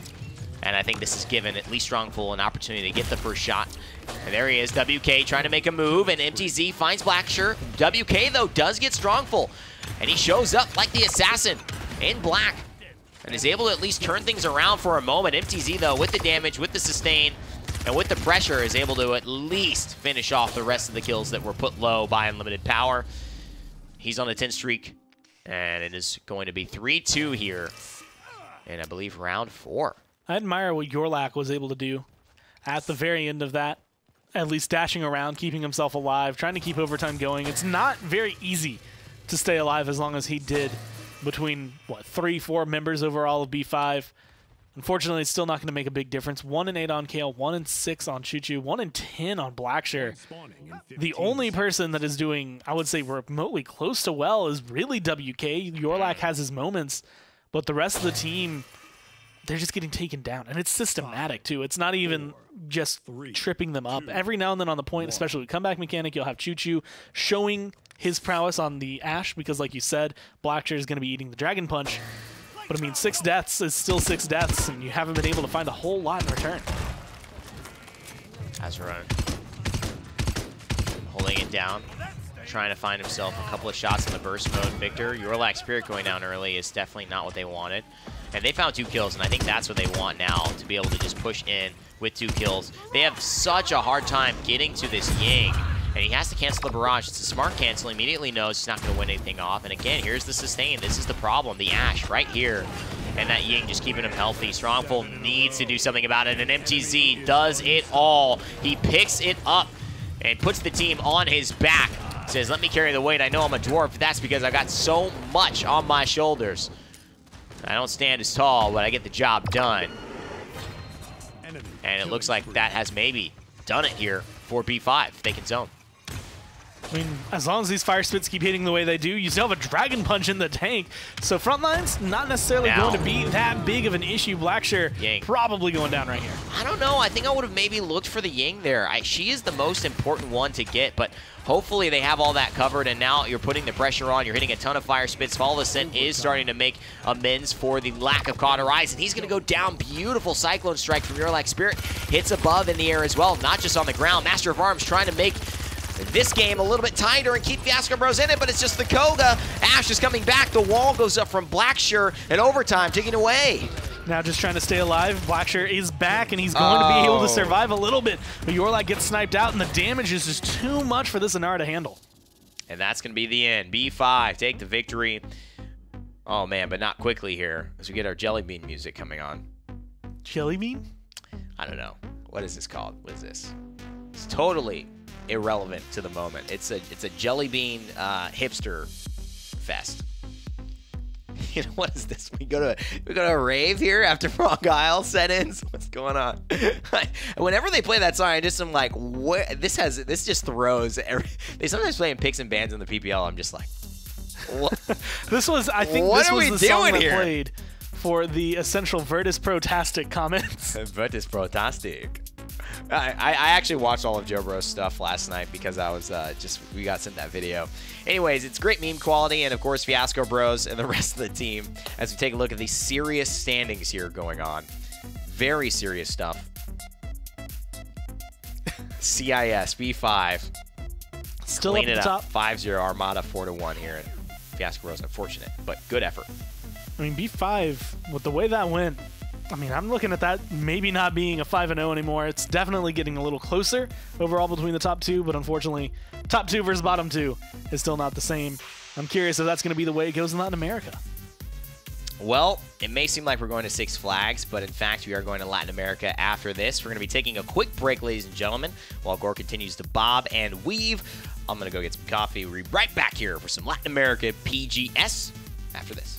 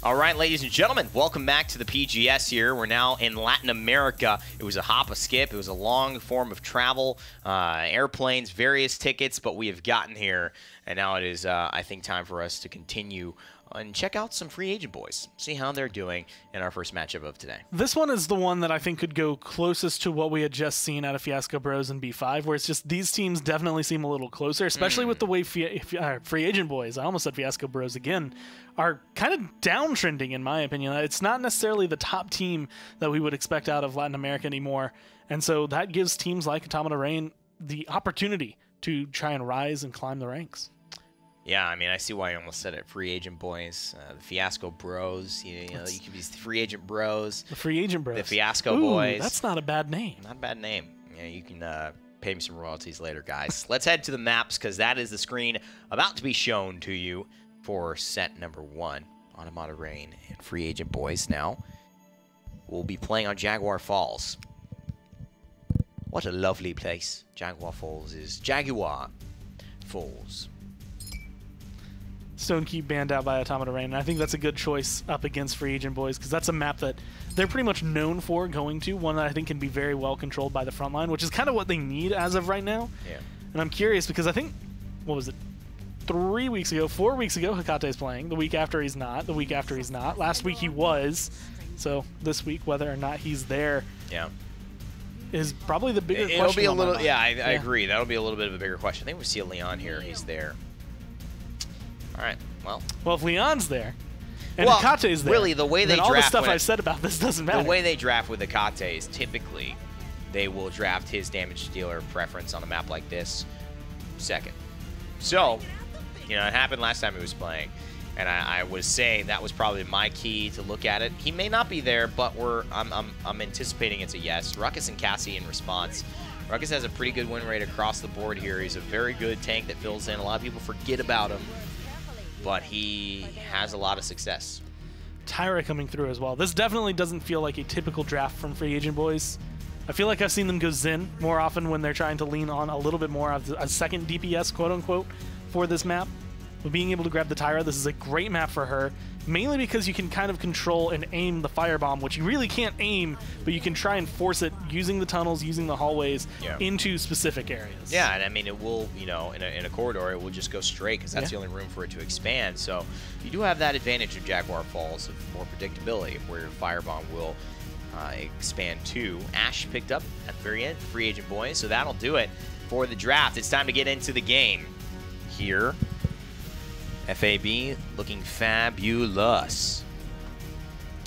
This is all level of play to me. I think the drafts are relatively equal. Tyra is the one that is probably the biggest hit or miss. She can either do phenomenal or she can fall like no other. Yeah. But the other side, I mean, you essentially kind of have like the double Ruckus effect. You have Vivian and Ruckus. And Hekate will be playing Jane on the Tyra, Hekate on the Leon, which I think leans so much more in favor of Free Agent Boys now. And I'm wondering if Hekate, even though he said he was done, is back. I wonder as well. Have you've seen John Wick, right? I have. Have you seen? Did they kill his dog? They killed Hekate's dog? They didn't kill Hekate's dog. But so many people have been asking him if he's back that he's finally decided, you know what? He is. I'm back. You tell everybody. I'm back. Hekate is probably the closest thing in Paladins that I think we would have to John Wick. To John Wick, that or Mutu. Okay, I think you might be close to right. It seems like it could be either of them, but yeah, I feel that. I really do. Julio and Hekate, absolutely no fear, confidence. Jaguar Falls is a pretty easy, quick map for them. You can tell what they were going for with that Leon pick early on, and now I am extremely, extremely excited to see if they can continue this rise. Will this be a team that really, you know, makes a run for it? Will Hekate be back? Questions we all have to ask ourselves. 45% turned into 72%, just like that Free Agent Boys. Automata Rain just trying to get back and touch the objective, but they're running out of time. Double front line, but they're all getting melted like it's nothing, and that is going to be the combo of this composition as well. Free Agent Boys, they have so much damage coming down from Jane, plus the firebomb to deal with front lines. Makes it very easy to lock people around in the corner, and if he happens to go down or is low like that, that is the duo synergy that we've been talking about with damage players for so long now. For the last few weeks, it's been making the difference of, I'm a little low, I can burst him a little bit, but I need you to come in and fill that role, and that's exactly the way Hekate and Jane are playing this. And it's a good little hunter's mark here to just make sure the focus is the front lines. 2 minutes, 4 seconds now on the objective. Push. They've already gotten about 40% of the way there. Jane on a 7 streak, filling in. Actually, I had the pleasure of playing with Jane the other day, and he was first pick in my ranked game, and, well, he did do a good job. We ended up winning. So good for him. Good for me. And good for Free Agent Boys. Now the real bias comes out. Who helps you win your ranked games? That's true. When it comes through to Free Agent Boys, they just have one guy on there. If you get into a game with Hecate, just tell him I said hi. Honestly, Rubu. No. It was Mr. Hayes. Yeah, no, Mr. Hayes and Rubu made me lose a ranked game. I don't know if I can accept this slander of envy. They did. Rubu's one of my favorite players to watch. They made me lose. No, I'm kidding. We were against I Drop Bodies and Shady Shades. I was telling a little bit about this. It was a tough game. I was doing pretty well, but I think it was ultimately just they had the momentum. Did you happen to have a screen kind of like this where your team was without kills, the other team was just all burning their not streaks? at all. Not at all. It was a 2-0. It was closer.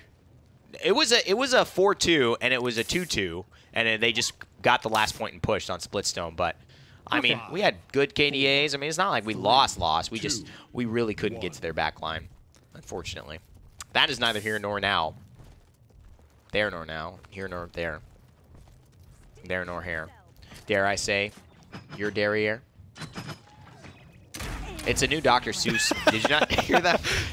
You didn't hear that, Dr. Seuss? The new Dr. Seuss? Yeah. That new Seuss, dude. Dare I say your derriere? Dare I say your derriere? It's a new one to me. It's going to be up there with the classics of Green Eggs and Ham. Green Eggs and Ham. Yeah, dare I say your derriere? I think that was the book right before Green Eggs and Ham, or maybe right after. That's actually what got him his start. Yeah, right after. Yeah. It was his experimentation kind of phase. His postmodernism. Can you imagine Dr. Seuss is like a new age rapper though? That's like one of my favorite things is seeing people take a beat from a song and like they will drop the lyrics and then come in and do a Dr. Seuss over it, and it's just that is a great idea. Unnecessarily fun to listen to. I don't understand why it's so appealing, other than maybe it's just because Dr. Seuss is very nice on the ears. It's very pleasant. And again, to anyone who says that we goof off on certain days and don't on other days, I ask you to just listen to these broadcasts. We always like to have a little bit of fun there. And sometimes we go a little too far, okay? All right, we'll pull it back in. Give me a break here. It's all for your entertainment purposes. I got your Barrett Pixel, all for Sadoc's KDA purposes. Just finds a kill with that one. Barrick and Ash never look so good, and I'm not just talking hairstyles, although those do match as well. Very apropos. Vivian not really having the impact they hoped for. Sadoc, he's going to run back around, gets the heal as he rocket boots, then the healing station and the solar blessing. I mean, he's got it all on cue. This is a full service hotel. And I think this is going to be a full 4-0 on the side of Free Agent Boys. This is just clean. And Jane, I'm actually going to be able to say I'm happy to see Jane have this performance. 19 streak right now, looking like it might become 20 before the end of the game. Ooh-wee. But it's one of those things, in the couple weeks where there was no Hecate, no Fuzzy Logic, and you can see Free Agent Boys trying their best, Jane was the one where it's just like, you have some moments of excellence. There are definitely things that I can see why you were picked up. And then there are just moments where it's just like, what is going wrong here? Like, what is slipping you up? Why are you going Zen here? It kind of felt like there were a lot of crutches for him. So I'm excited and happy to see that this performance has been upped for all of Free Agent Boys. And I know crutches are a good thing, but they're also, you never want to have crutches. And so at the end of the day, it's nice that he's here in this roster, which may be filled out. Well, at least it seems that way from the results. That will be it for this set. Actually, the second game we do not have for today, but it appears that Free Agent Boys 4-0'd. And so that will be a 2-0 victory. And they will move on with another win in the win column for the PGS. And now we'll be translating into our second set of the, I guess, early morning. It's still the afternoon. It's probably around noon. It's early afternoon. Probably early afternoon. It's a little after 12. 12:25. So we'll be transitioning to the last set of today for the PGS in Latin America. And I'm curious. Are we going to see Zaga kind of have a question mark performance? We thought maybe this would be the set prior, where Free Agent Boys maybe had those question marks. I don't know what's going to happen here, but I am very excited to see maybe a little bit more of a back and forth, at least in round 1, round 2. It's going to be interesting to see if Zaga can pick it up. Although I have a feeling, especially because this is the only team to date that I've seen take down, well, only team in LATAM, I should specify, that has taken down free agent boys, been able to kind of come through and make them look questionable when they come through. But again, that was a week, no Hecate being able to play, and very questionable play. So they're solid, but are they actually a solid number 1, or are they solid number 2? We'll find out here as we head to the map screen. Church of Malvonas versus Zaga Talent Gaming. This is not one they want to let go. Church of Malvonas, though, they want their win. They need a win. You got to get it. You want your W. I mean, this sometimes is the game where you try your hardest because, you know, yeah, we're 0-4, but we can't go 0-5. We gotta get something here. We got to get on the table, show we belong. And I think that's what the test is. Banning out the Makoa, strong start. Zaga respond with the Fury and Church, another frontliner. You start to risk a lot of frontliners being gone and playing in a weird economy, and there it is. They'll ban the Willow, which most likely will mean I was going to say Drogo's banned, but I guess the Tower will be banned here and open some stuff up for Zaga as well. I mean, I was thinking either Drogo's, you need Inara, you have Khan. I'd probably go Drogo's Inara, Drogo's Khan here if I'm Zaga. Yeah. Feel comfortable. I mean, you are kind of pushed away from it because of Androxus, but you have to assume that they have this Androxus because that's going to be one of their stronger picks. That's the reason you would kind of push that for your first pick. So you can try to draft around that for your bottom three. We saw the impact. We really saw the impact of a WK on Fiasco Bros taking a team that wasn't really in contest in CIS versus Armada and really pushing them to the edge. So that was very, very strong. And so we know what Androx can do, especially with a Torvald bubble. Field study for an extra 3 seconds after that protection buff. Sounds good to me, my friends. And Zaga now will have to respond with picks 4 and 5. Give me Vivian. Honestly, like I genuinely want that. Something that can deal with Inara because of her high health bar. Something that can deal with Torvald bubbles and Torvald very well. And because you grab your Fernando, I think this is actually really good for Zaga because I don't think Church want to go for that. That's not something that really fits in their draft. Although it will help deal with some of the shields on the other side. I feel like it's a big pickup as Zaga can get it, but they won't. They will. Look at that. Taking the Vivian. Wow. I mean, she's getting more and more contested, man. And especially in LATAM where Hecate has pulled his Vivian antics for quite a while. I think people are already in this region definitely susceptible to the value Vivian will bring. Zaga now one more pick to round things out. It's the Cassie. And so Cassie, Drogos, Khan, Fernando, Maldamba, pretty solid lineup there.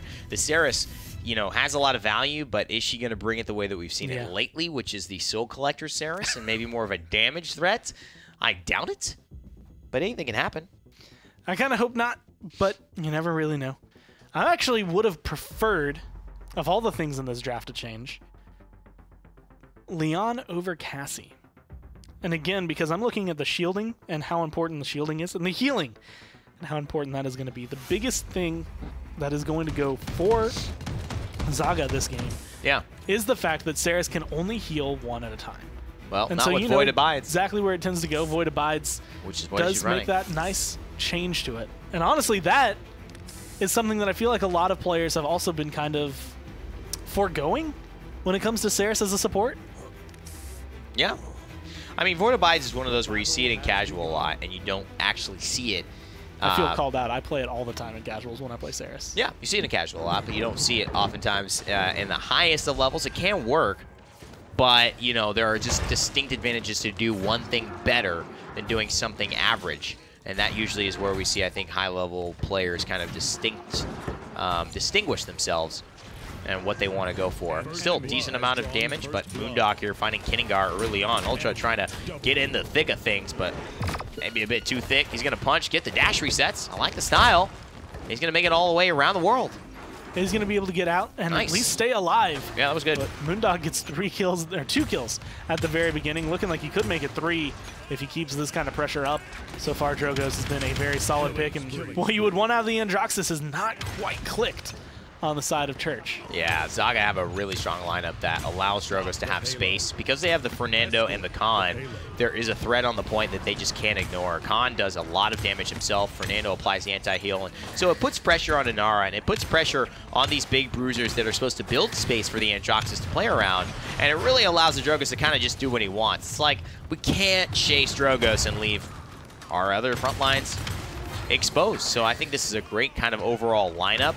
We're seeing the value of it, and Ultra and I believe Maxor just having a tough time competing here. And it's just so awkward to try and find a safe spot from this Drogo, because that Dragon Spit's going to find a perfect entry. Unfortunately, not going to find a whole lot of damage. These little bubbles coming from Torvald, which sound little, but I mean, that's going to give you 2k health, is a lot in terms of saving these people. But unfortunately, these champions just don't have enough of a health bar, have enough pressure coming out of their performance in order to make those bubbles feel as worthwhile. Yeah, and I think these bubbles are, well, very much like the idea of a victory here about to burst for Church of Malvonis. It does not look any better than it has looked throughout the rest of the season. Well, these players taking chances, trying things. Man, that's just the icing on top, isn't it? Beautiful finish off of the Commander's grab. A minute and 10 seconds. I Am Phantom holding up, but the brand, the kinetics, the anti-heal, the pressure. Yeah. Zaga Talent Gaming are off to the races here.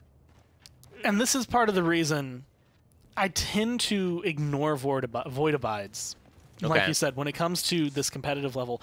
And it's only because, especially on a map like this, how often are they actually standing together on the side of Church of Malvonis? How often are you actually spreading that healing out? And it's also part of the reason CIS isn't seen as often, because unless you know your team's going to be grouped up enough for Void Abides to actually make the difference, you're healing a single target. And while with other healers, when you do that, it feels maybe... I guess the cooldown is when it comes into equation. The fact that I can hit you with a burst heal every 3 seconds versus I can hit you with a channeled heal every 2 seconds, the burst is going to be able to outdo you. Yeah. And, I mean, it's also like the impact of, you know, where you actually play it in a vacuum. It's a small map, everyone getting healed, but a lot of players are not necessarily near the tank being healed. They're very isolated in the way that they're playing. So Bright Marsh might have been a better map for something like that. Maxor really needs to get off. They took the Vivian, maybe in anticipation of what was going on, and so far it's definitely worked.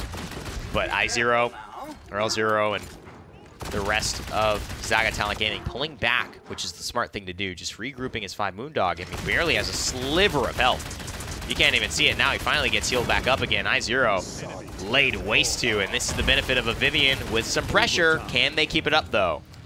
So far, they're getting pushed back. Exterminium going to be able to find a kill. Dragon Punch now charged up. A Moondog, low health, is going to go for it. Still channels it in the room on the side. Comes around, is looping for the back. But Exterminia goes ahead and takes the triple kill, so you have no targets. Yeah, I mean, I don't think they realized what was about to go down. I don't think they realized what was about to go down. Exterminia was just waiting, biding his time, saying, you know, look at Moondog. You know, look at the Khan. Look at the Fernando.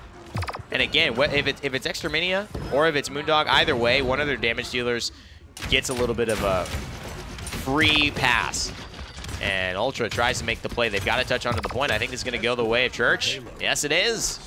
Well done. Great seismic crash to set it up. And at the end of the day, well played. I know you can't plan for someone to get a triple kill. Right. But I feel like that would have been a perfect time to not use a Dragon Punch. Not only because it doesn't find anything, but because of immediately afterward, the fact that you have to get rid of Inara and you're sitting at half health, like that's when you needed that ult, or that's when you need that triple kill. Yeah. Both of them coming out at the same time again. You can't really plan around Exterminia just all of a sudden being able to kill 3 people, but you can maybe get a hint, at least from your team, hey, don't pop it, we don't need it. Don't drop it, don't but pop it it, seems don't like, lock it. It did end up coming through. 92% charged on that, but that's the only real, I guess, downside to that last round from Zaga. And, you know, you have to look at, I think Church of Malvonis doing a good job with the lineup that they've taken some risks on that can succeed. It's about getting yourself to that spot. You know, you got to get to your spot. Some people say it in basketball, that jump shot. You got to be able to get there and get to that arc of the 3-point. Maybe get to the side. And maybe it's getting into the paint. And, you know, I think when you talk about Inara, when you talk about Torvald, you definitely have to make sure that Inara gets to the paint, stays in that objective range, has support, has pressure, and allows Ultra to play off of it. Right now, it's simply just been a story of, I believe, Maxor and Ultra having to kind of play against the odds, against the tide, so to speak, as far as accomplishing their goals. Held back. Would you believe me if I told you the Zaga are defending right now? It's not defending the point. I don't think I defending would. a payload. And it is just how strong it is. And that's kind of when you can see how strong a team truly is when their defense can get this aggressive and honestly not get punished for a long time because of it. even if they die here, even if they get a full wipe on the side of Church of Malvonis and they are able to start pushing back, the next 30 seconds is them getting back to the payload in the first place, like just being able to get there and then start up a push in overtime for 3/4 of the entirety of the map. Yeah, I mean, I don't believe you. This isn't a defense. This is offense. No, it is full offense. The best offense is a good defense. And the best defense is a good offense. I like that. I definitely subscribe to that school of thought. It's a more fun school of thought anyway. 5 seconds left. Zaga Talent Gaming, man, so close. Couldn't quite push this one through. Just kidding. This was a defense. So they've pushed everyone on Church of Malvonis so far back. And you just have to say this is not the way that they were hoping this would go. Definitely good performance from Church of Malvonis to be able to come in, take the point. Ultra, Maxor specifically, being able to pick up a lot. Like you said, there was a good seismic crash. There was actually a really good convergence early on that helped deal with Zetha on the Fernando. There was a lot of like great moments. Yeah. And you can find the diamonds in the rough. But unfortunately, overall, Zaga are just strong. And that, I think, is the biggest issue. I mean, 14-1 and 11 right now for Exterminia. He has died once. He got a triple kill last time around. And as long as he can kind of keep up this performance, I don't expect too much to change. But it does depend on how they use their ults at the beginning of this round. Exterminia has the reveal. There's the con ult. And so that is going to mean that L0 throws one off, and it is the Torvald. And so this is how they kind of did it. And I don't know if you need the cast reveal for this. I think they're going to try to take a much more aggressive zone now, because what happened last time is they did this, but they couldn't quite complete the win and complete the zone. And they let them back in. So now if you do this, I mean, it doesn't really matter. You just use all your rolls. Now you find a kill. That's going to be it. Beautiful stuff here from Zaga Talent Gaming. Absolutely looking Zaga talented in their gaming. The lonely Moldamba. That's the life of the sport right there. What did you get to do this game? I stood on the point and then ulted when the game was over.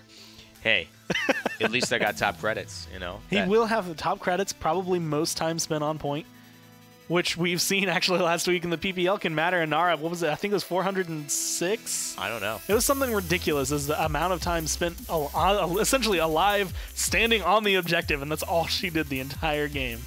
I mean, you know, that's a story. It may not be an interesting one, but it is a story. At least it's not the best spectator sport. It's your experience. Own it. As we head into game number 2 here, I think Zaga Talent Gaming are in a position to dominate this set and obviously try to stay on top here in Latin America. Frog Isle, map 2. Always a quick one. Jaguar Falls, Frog Isle. It seems like, you know, these teams aren't really trying to do anything that's outrageous, and sometimes you get a point that way. I think Ice Mines sometimes now have been turned and looked at as the place you might want to take a team that doesn't really have the experience with it, but then you get destroyed in your own process of trying to be clever and sneaky. And so teams hopefully will just start taking them to maps that are crucial and core to Paladins, and then try to win there. Try to get a point. Try to get 2 points and get improvement over the course of your play as a team. It has been a while since I've discussed a team's logo, but I really like Zaga Talent Gaming's logo. Gives me some Wizard of Oz vibes. Anyone else feeling that that's just a crazy thing for him to say when there's like kind of Khan and Makoa on the one side of the team? No, I'm just saying if you're going to get something Wizard vibes, isn't that Church of Malvonis That is logo? Not Wizard of Oz. That is very wizardy. It's Wizard Witch. But definitely not Wizard Literally of witches. Oz. That one is very Wizard of Oz. I feel like, you know, like there's a key and it has like the O with a Z in it. Like I do know what you're talking about. It feels I right do know what over you're talking there. about. But would you have thought that if you weren't primed to think of the Wizard of Oz based on our Yeah, conversation? no, I think this that was morning? only Wizard of Oz oriented because of this morning. Yeah, I think if you're normally just Wizard comes to mind, I think the one that grabs your eyes is the Wizard hat being worn by witches. It's a very good Halloween feel. And it is. It is. It's an excellent Halloween feel. I want to know what they're cooking. Is that the entirety of the pumpkin spice latte brewing that, you know, Starbucks needs now that This it's is Church of October? Malvonis single-handedly makes all of it. Yeah, we make the pumpkin spice for the latte. No, Starbucks. I guarantee the guy who makes the pumpkin spice for the Starbucks latte is a very wealthy man. Or woman. I don't know who it is. Whoever does it. I wonder if Starbucks... They do it once a That's no year. way down. Never This mind. dude gives them some pumpkin spice once a year, and he is set He's set. So do you want an actual fun fact? All right, let me get an actual one. This is one that will maybe seem obvious after it's revealed. And you might already know it, but McDonald's has a head chef. No way. As in there is someone whose job it is to come up with all the new sandwiches, all the new burgers, all of that. Has he been asleep for the last 10 years? I think he's the one that comes up with the specials. I mean, how many specials have McDonald's had? I don't know. They bring back the McRib every year. I mean, is that what he's getting paid for? You know what I think we should do this year? What, Jim? Bring back the McRib. Call me next year. Trust me. What? I'll take my million now. This is the second. This is the 5th year in a row he's brought back the McRib, guys. When are we going to tell him that we need innovation? What about a bigger Mac? What about a bigger Mac? The bigger Mac behind McDonald's. I don't know if that's really going to be the style here. We do see a Shaolin, though, for the first time in a long time. And he dies pretty quickly. Extra Mini, though, holding down these lines of sight. Boy, oh boy, is he, like, cautious of someone approaching.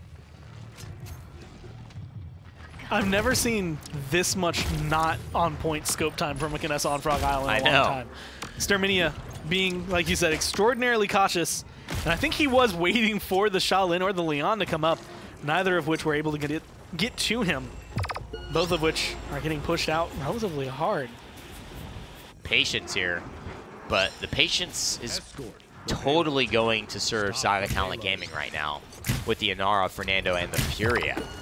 Khan Makoa, great champs. Leon, good anti-heal, but you know, the way that Saga Talent Gaming have proven they can perform as a squad, I'm betting on the Stagala and the Solar Blessing combination. I'm actually not even sure she's run Solar Blessing. I haven't seen a ton of those. There it is. I think that is it right there. So, how do you feel about the Shaolin?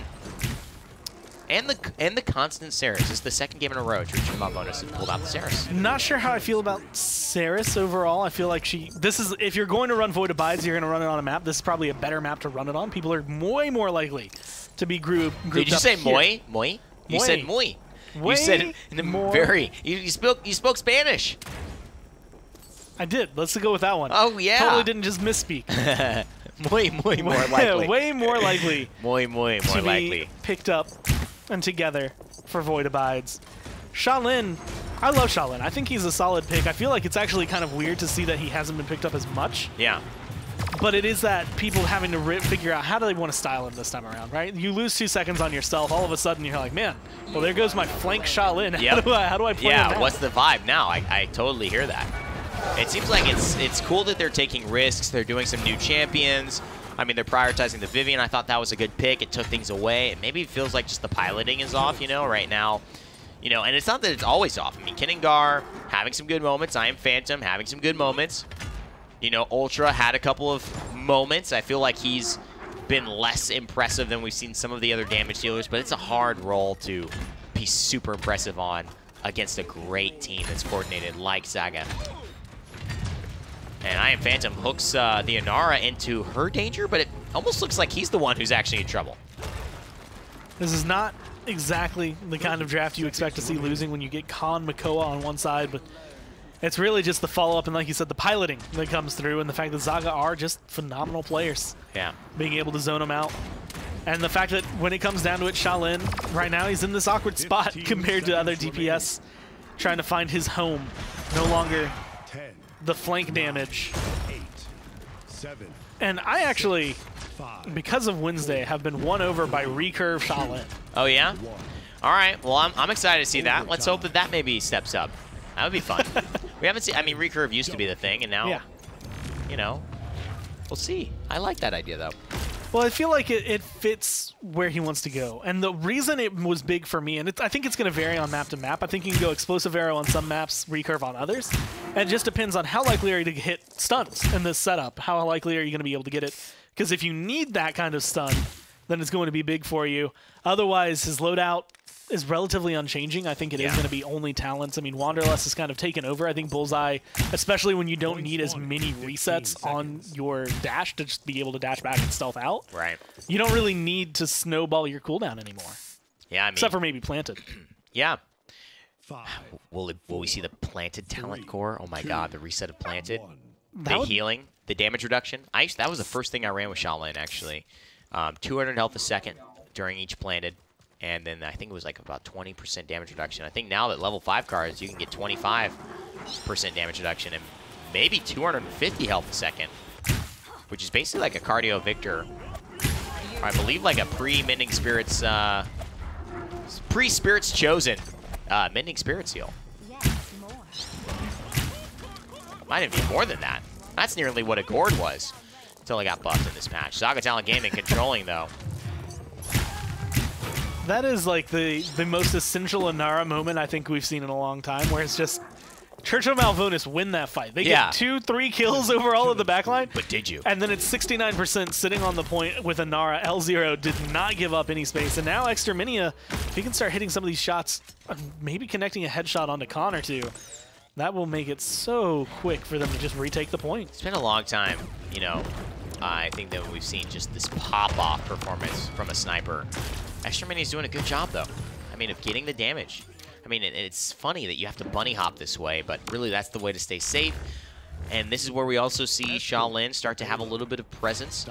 He is the sniper, essentially, that's not a sniper. More of the Cassie version of a sniper, where he's more mid-range. And bring some CC to the fight, bring some misdirection. Again, the cooldown nerf on the withdraw, that hurt a lot of players mentally, but we'll have to wait and see if he actually responds. So far, not an enlightening performance today. 2 minutes, 3 seconds now on the objective. Saga Talent Gaming captured one more, and it's set over. The best time for defense, but unfortunately Frog Isle, even though it seems like it might be a little bit longer, is a really, really quick path. Just a couple of bins and bobs that will cause issues from the point to its home, but once you get around like each corner, I feel like it just gets progressively easier. Yep, definitely. Nice convergence there, but it's kind of in the wrong spot. Maxur dies, L0 stays alive. Moondog looking to try to snowball this for Saga Talent Gaming, trying to cycle the shield. The battle shouts. The commander's grab doesn't get it done. 10 streak for him. Saga Talent Gaming moving forward. They're going to round this next corner, and Saga Talent will have their healer and their sniper back by the time they get there. And Nara's going for the zone. Not exactly the phrase you typically hear, but Nara getting as aggressive as possible, going to be over here on the side. L0 looking to hold on to this angle. And this is a great angle for him to be able to pressure it out, because it kind of forces you to either come out and fight him, where Extermini is going to be able to pick you off like nothing, or force you out the other side, which is going to force you right into a Cassie. And it looks like this set might just be wrapping up, ladies and gentlemen. It was a serious performance from Saga Talent Gaming today. Church of Malvonis got themselves a point, which is something to look forward to and maybe try to improve upon for next week. But as of now, that's the way it stands. Church of Malvonis 0-5. Saga Talent Gaming will grab another win in their win column today. That's going to wrap up the PGS, by the way, ladies and gentlemen, for Latin America and CIS, which we covered earlier. Of course, my name's Evan Rayner. That's William Newberry. We'll take a look at the standings here to just show you a recap of where everything has landed. B5 at the top with Saga Talent at the top. Again, they beat Free Agent Boys when Hecate was not there, but if Hecate is going to be back for what I would assume next week would be their rematch, it'll be a very interesting tell to see who stays at the top, because then it will go to Maps 1. Then it will go to, because head-to-head will be tied. I believe it will be Maps 1. I am speaking just out of my colloquial knowledge of how this works, not necessarily the exact statistics, so check with your admins to see if you're really trying to take that for sure. Have to qualify my statements all the time.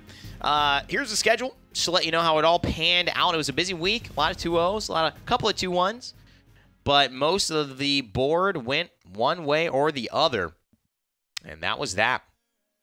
Another week of PGS concludes. A lot of surprising top teams getting a loss. Like Kanga losing one game to Trident is actually something we wanted to see. I expected, because Trident is looking solid, but the fact that it was still a loss was kind of surprising, I think, for Kanga and for anybody who's a big fan of OCE.